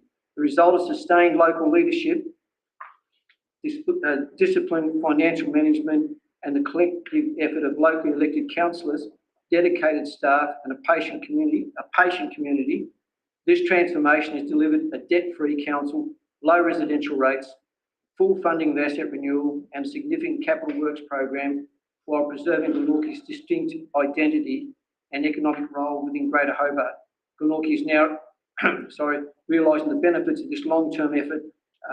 In this context, Glenorchy is mindful that any amalgamation process carries a real risk of diluting Glenorchy's hard-won progress, financial strength, and emerging momentum with capital city-centric. Again, well done, CEO, on that report. It does feel a little bit, to me, like this is one of those hostile corporate takeovers where, and I say this in all sincerity, where one business will make a fuss in the media about another business to dilute its share rating or whatever, and then try and take it over. We do not want to take Hobart over. That is my feeling. One would have thought, and I mean this sincerely as well, that either the Mayor or the CEO would have contacted our Mayor or CEO prior to all this happening, before it put our community on edge with concern as to what was going on with the amalgamations, and had a conversation, said, hey guys, let's get together and have a chat about this. What can we do? Now, we've already had our CEO and our Mayor and other elected leaders and staff working with other councils to give ourselves the best possible outcome we can financially, physically, and emotionally in every way that we can. Here we are with emotions put to us talking about, if you guys have an elected poll, then we'll have an elected poll. I mean, I call them backyard games out. If you guys have an elected poll, then we'll have an elected poll. And don't worry about the $200,000, $300,000, whatever that costs to have it. We'll do that. Remembering that it's not binding. And then we'll talk about amalgamation. So, anyway, I won't say anymore. I get a little bit too wound up about this. So, pass on to somebody else to have some fun with this. And can I take the water home? I do want to know. I'll leave that with the CEO. Thank you. Thanks, Smith. Thank you, Mayor. Look, I think the recommendation is really good. It's very succinct, and in particular, I thank you, CEO, for very much advocating and assisting us through this process. Look, I think it's healthy for people to have debates and come up with some ideas at times, but I think it should be done in a proper way. And to me, this isn't a proper way. And if I look at point one, we note the notice of motion passed by Hobart City Council regarding potential voluntary amalgamation discussions. And two, that we as a council, that we're open discussions that support a reform local government undertaken as part of the coordinated statewide process. we're part of the game. We're part of the 20 odd councils here in Tasmania, and we want to be part of being a very thorough council. We've got some fantastic projects that we're leading with. The collegiality around this table, I think, is second to none. And realistically, perhaps some other councils should take a bit of a look at how we operate and just see how we've come. And look, I remember the 26 million plus debt to what we are now. How we're going through in relation to addressing recreation in the city, how we're going around addressing social issues in the city, how we're going around in respect to being, a true arm of what our strategic plan and community plan says to the city. I don't want to be part of a council with a hard-working staff to put all that in jeopardy in the fact of something that that should happen through, some form of voting, whatever. It's not necessary at this stage. I believe it's a state agenda sort of scenario. As part 3 says there, CEO, that if they lead the process through this reform process, we'll be part of it. We always will, to see what happens and see what comments comes back. But you don't have a situation where participation is one way. There's a word for that, and that's not the way it goes. And number 4, it reaffirms its commitment to a strong collaboration in the Greater Hobart. So the CEO is not saying, we're not saying that, some relationships with other councils could even be Hobart, which I believe there is some formatting there already in relation to some services that we can share. That is good usage. That's good planning, and that doesn't mean that you have to have amalgamation. It just means that you're thoughtfully thinking about the assets you've got and how you can save money and how you can deliver services better to your joint ratepayers. Look, I think that recommendation is suffice. I believe it will keep, I think our ratepayers will be happy with that. And I'll be honest, Mayor, I go around a lot from supermarkets to sporting events and whatever, and I don't have hardly anybody has come up to me to say, Stuart, we must support merging Hobart. I've been waiting for it, I haven't heard it. So I really think that this is imaginary at times, and we are very factual in what we do around this table. And I've outlined the reasons why I support the recommendation. And I stick to that, Acting Mayor. Thank you. Thank you, Alderman Slade. Alderman Alderson. Okay, thank you, Mayor. So firstly, I agree with the work that's been done by our CEO, our staff. The information that they've brought back to us as elected members here today to make us an informed decision is fantastic. I'm just disappointed that Hobart City Council didn't go down the same path, that they virtually threw and put all this pressure on us, ambushed us and put the horse before the cart. Any ill-conceived idea without proper planning is doomed to failure, Hobart City Council. Remember that. So we are prepared to talk amalgamation, and the state government needs to drive it, but councils that want to amalgamate with other councils need to come and talk first, not come to us in the manner that they did. And that's all I have to say. Thank you, Alderman Alderson. Alderman Villa. Yes, Mayor. Years ago, we did do some work on amalgamation, and that included amalgamating with Dillon Valley, which we did. And then General Manager Dave Lovell did a lot of work. Similar rates, similar everything, except the problem was the boundaries out there with the World Heritage area on the other side of Blackfeather. But 95% of the population lives in 5% of the land that's in Dillon Valley. So it made some sense to link us together. Now, then years later, we had a similar scenario to sort of talks between the then Mayor Freeman and our Mayor Martin in relation to amalgamation. And we came a long way towards that. And then this is what I heard, don't quote me on it, but someone whispered in the Freeman's ear and said, that's a great concept, but the people said in Bay going to accept a northern suburbs mayor for Greater Hobart. And next day, the whole discussion was chopped off. The two mayors wouldn't talk to one another, anything. And you'd probably remember that, Alderman Slade. I can't remember that, but Oh, sorry, that's a venture. But look, let's just think about this. Even if there were an amalgamation, we'd end up with differential rates for 5 years minimum. And Hillville, the general manager probably correct me on this, with Esperance, they had a 5-year differential rate because of the debt deal. And that means after 5 years, we'd be up for a significant rise in rates with the commercial side of Hobart City Council, because the bulk of their rates is from commercial area.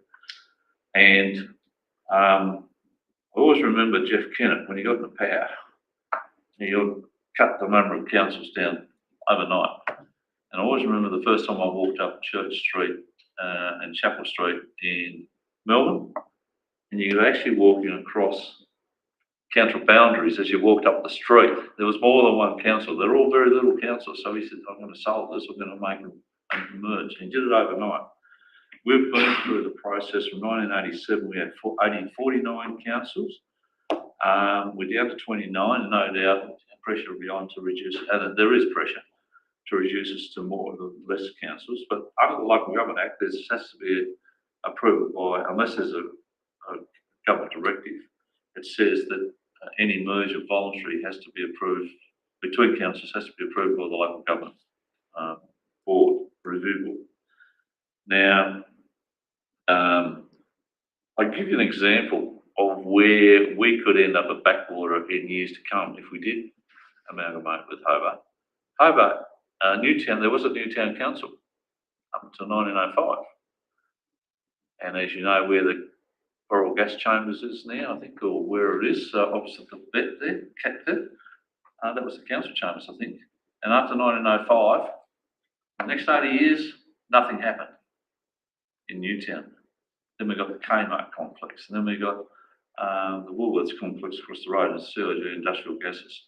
So that's a good example where there was amalgamation, but nothing happened to the smaller council because the alderman still wanted to look after the greater Hobart area. And there is a saying that if you want to amalgamate, you would have to create wards and get some equity so that there's similar amounts of money are spent in the wards.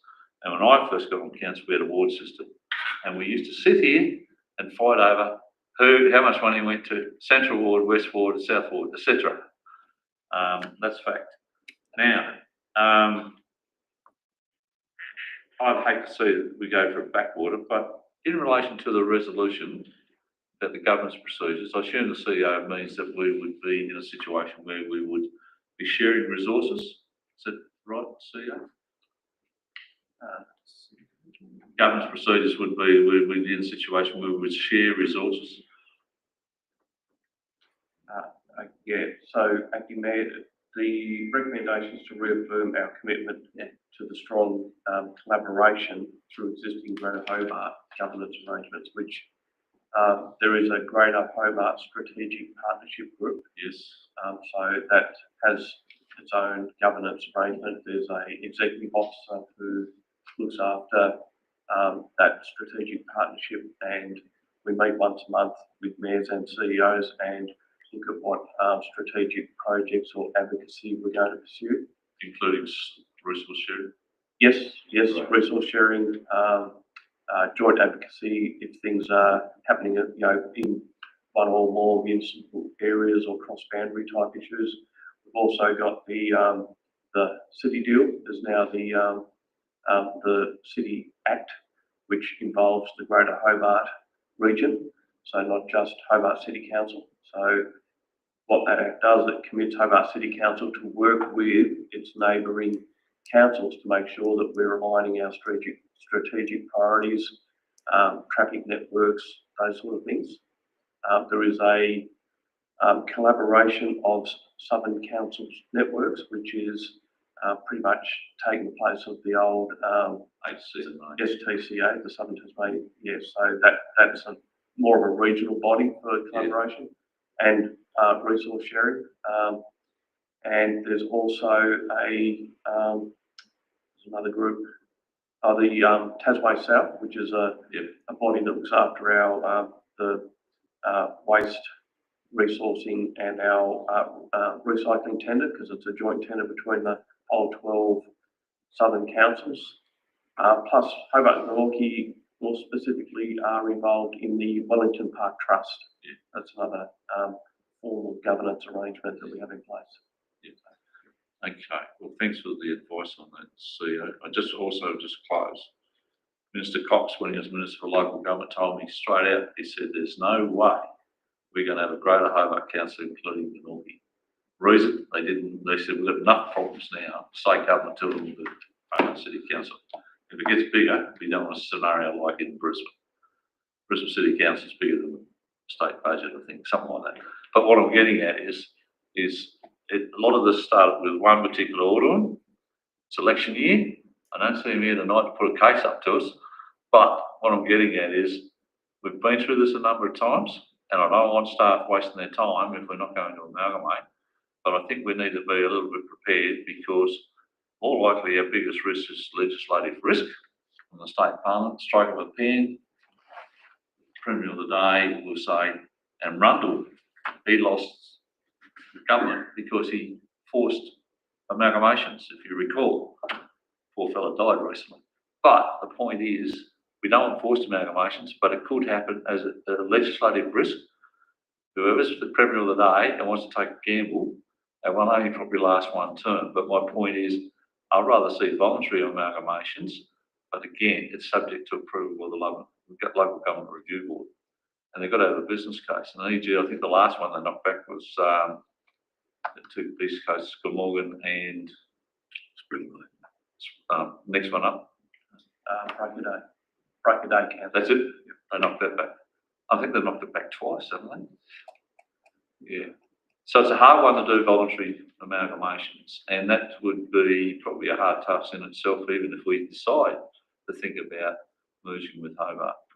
And bear in mind, we've all got in administration, so we've got different computer systems and a lot of different systems. How do you merge all that together?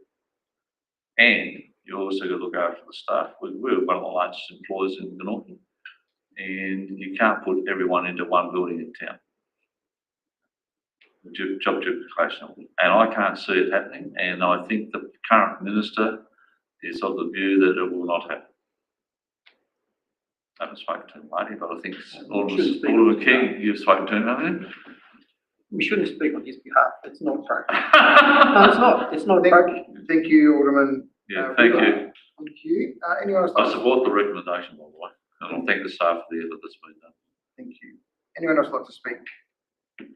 Councillor Kendall. Yes, thank you. Also in support of the recommendation. And yeah, no shade to Hobart City Council, because I know it wasn't the whole council that put this forward. I absolutely understand why it's been raised. I think amalgamations in principle I support, and you know they sound good. It sounds like efficiencies, and you know everyone agrees that there's too much local government, and so in theory I think it sounds good and it can potentially work. And I think politically it's a very popular thing to say. My three issues with the proposal, I guess, from Hobart City Council is three things: the timing, the money, and consent. So first on the timing, we're just at the end of a 2-year process, the Future of Local Government Review, that looked at all of the opportunities for amalgamations and resource sharing amongst councils. And although it didn't find amalgamations possible, there were lots of efficiencies that were raised as a result of that process, including reducing councillor numbers, which next election we will be subject to. So there'll be only 9 councillors around the table. So various outcomes of those efficiencies found are now rolling out. So not great timing from my perspective. Money, to me, it all comes back to this, because amalgamations take time and they take money and they take change management. My guesstimation would be 5 to even 10 years to get to the point that that change management has completed. And yeah, and the state government hasn't said that they will fund this in any way. And so without that money, either Hobart City Council and Glenorchy City Council are going to have to stump up the initial upfront costs for us to go through this very lengthy process of change management that it would take to amalgamate our two councils. I mean, you've got over 100,000 residents collectively between Glenorchy City Council and Hobart. You've got over 1,000 staff, and you've got multiple billions of dollars in assets. So just the task of merging those together is quite epic. I mean, it's fine to investigate, but it's going to take funds. And so if those funds aren't being borne out by state government or the Office of Local Government, they'll be borne by our ratepayers, basically. And I don't feel like I've got a mandate from our ratepayers to really push this amalgamation. And the third thing is consent. So we've heard elected members liken it to a hostile takeover. The scenario, which I'm shamelessly stealing from another elected member in a workshop, is what this feels like to me is, you know, when you're at a wedding and it's like a really big, huge celebration and everyone's enjoying themselves, and then out of the blue, one of your cousins proposes to their partner on the spot in front of everyone, and there's all of this pressure, especially no way for them to say no. So I feel like there's a bit of a consent lesson in this process. And so, yeah, maybe next time, Hobart City Council, just as people have said, just maybe ask how we're feeling about you first, like suss us out, see if we're on board, see if we like you as a first step. But in this scenario, it's different because because they're asking us to organise all the wedding, planning ourselves, and also we don't know who's funding it because mum and dad aren't going to stump up. Pardon? And bring the cake. And bring the cake. That's right. Yeah. So I would like us to continue in the way that we have worked really well with Hobart City Council in the past, sort of more of a de facto relationship kind of a situation. So sharing services, working really positively together, which I think we do and we continue to. And this resolution commits us to increasing that in future. So I'm really happy to commend it. Thank you, Councillor Kendall. Is anyone else would like to make a comment? No, I'd like to throw my support behind the recommendation as well, as it is noted. It's long talked about councils are facing continual growing service complexity and financial pressures and workforce constraints, from a growing communities, and reform is not something that we've ignored. When the Future of Local Government report was coming out, we were proactive in that. We were putting forward our case. We were putting forward our thoughts with that in a constructive way.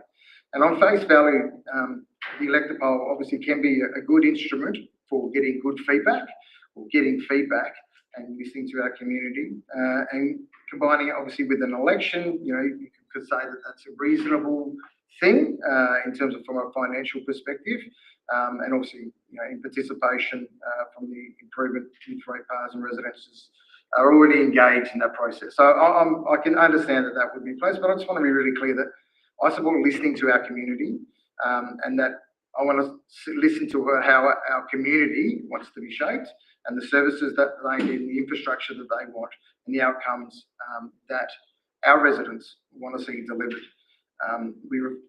Councillor Kendall referred to the Future of Local Government report, and I think this is a really crucial piece in this that is missing.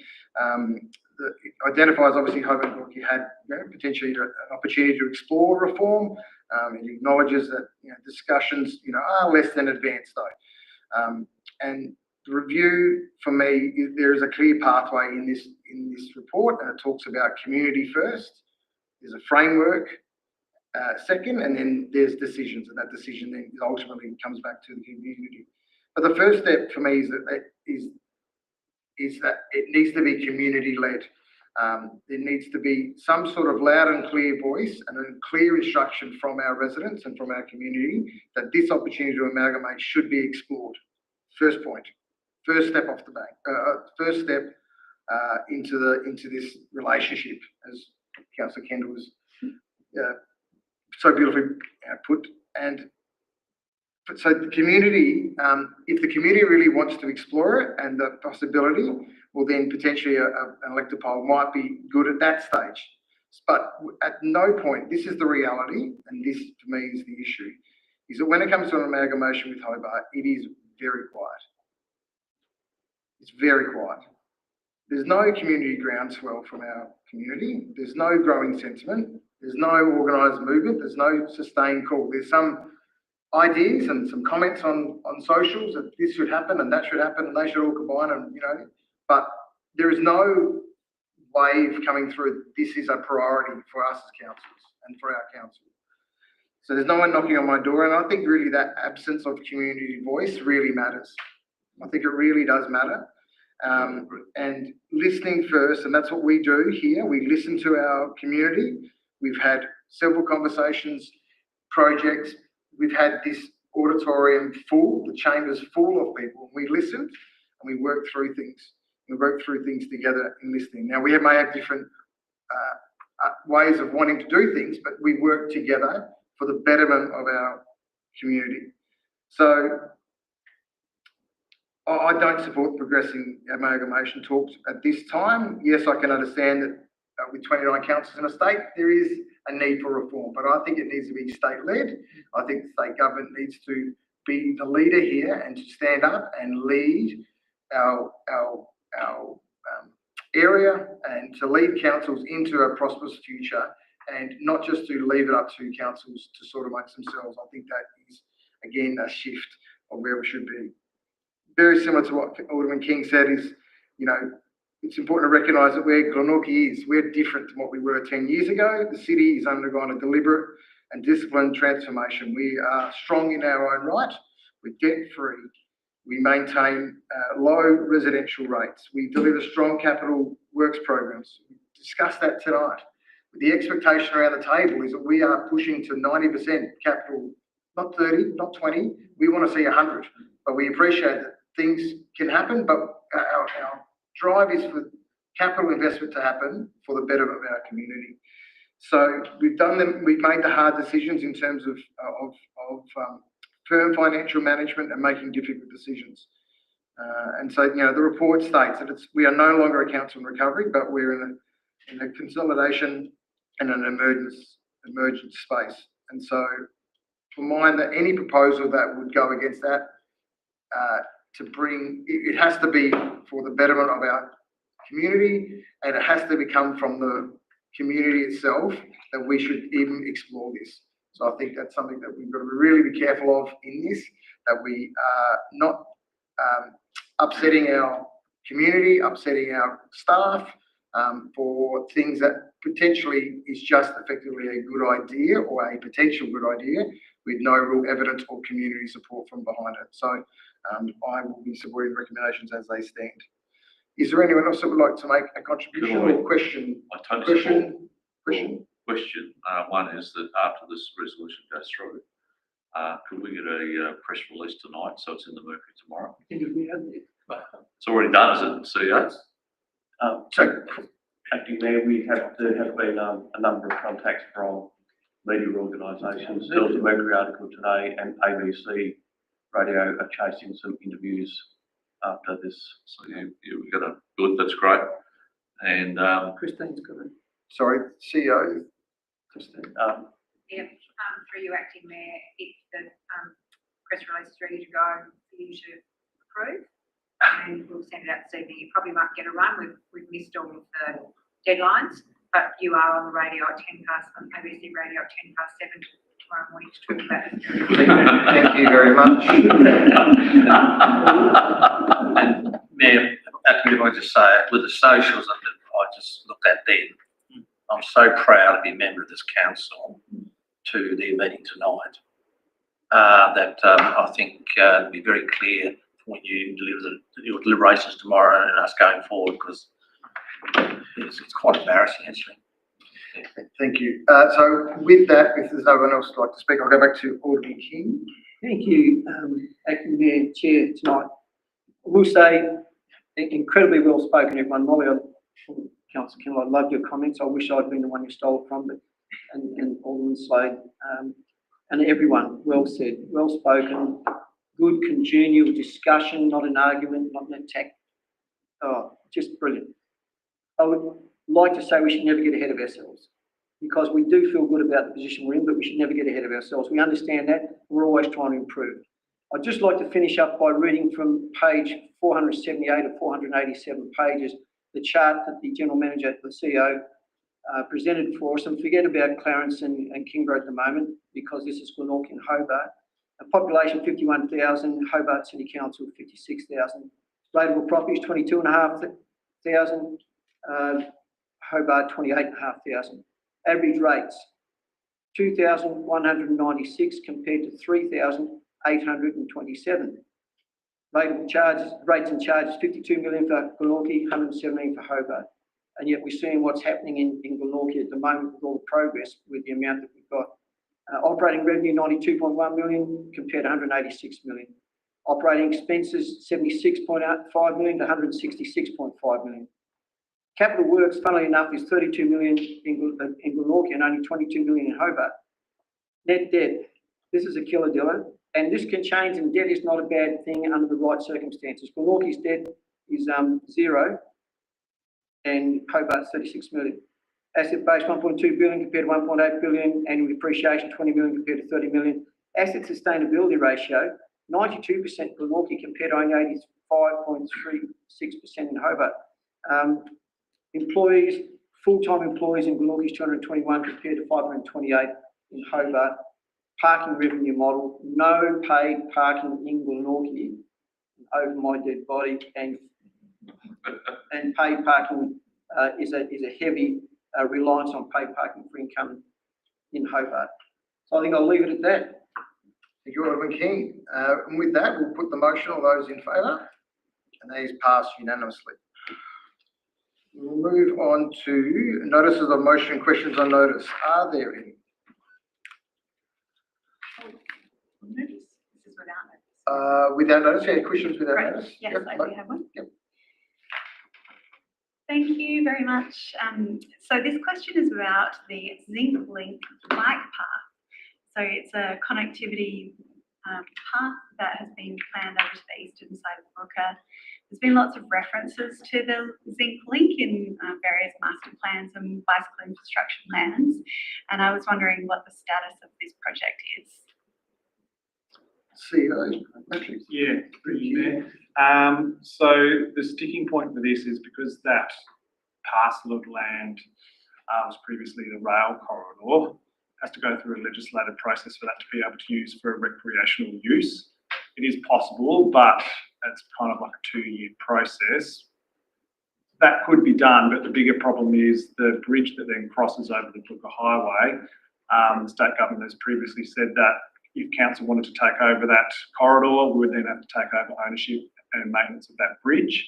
Problem with that bridge is it doesn't meet any current standards and it has to be raised to allow heavy vehicles through it. So that's disappointing and makes it kind of hard for us to progress that project very, very far. State government has been working on taking some of the corridor away from rail management. They did that for the Bridgewater Bridge project.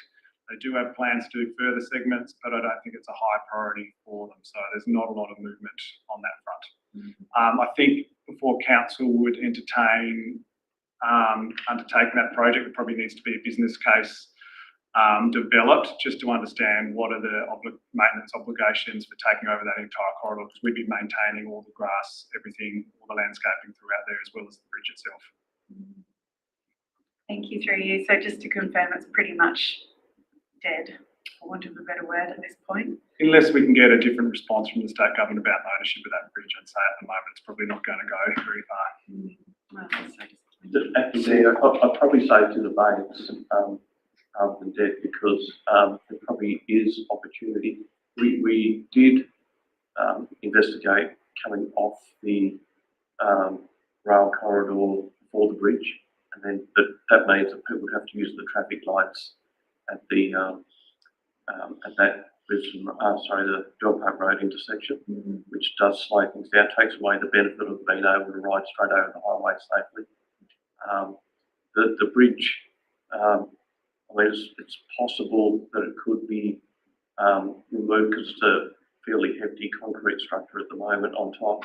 The pylons possibly could be reused and then a lighter weight structure put on top if it's just dedicated for cycling. That would be a grant funded project because it would be significant.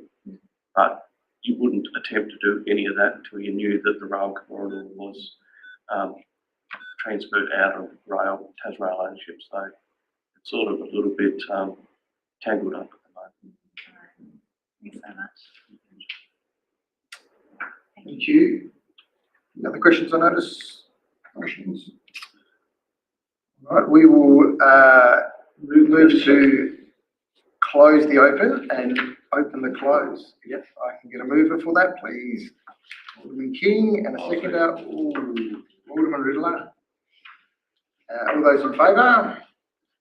It's passed unanimously. I'd just like to thank everyone who's come along to Chambers this evening for our meeting and those online. And that will conclude us at 6:05.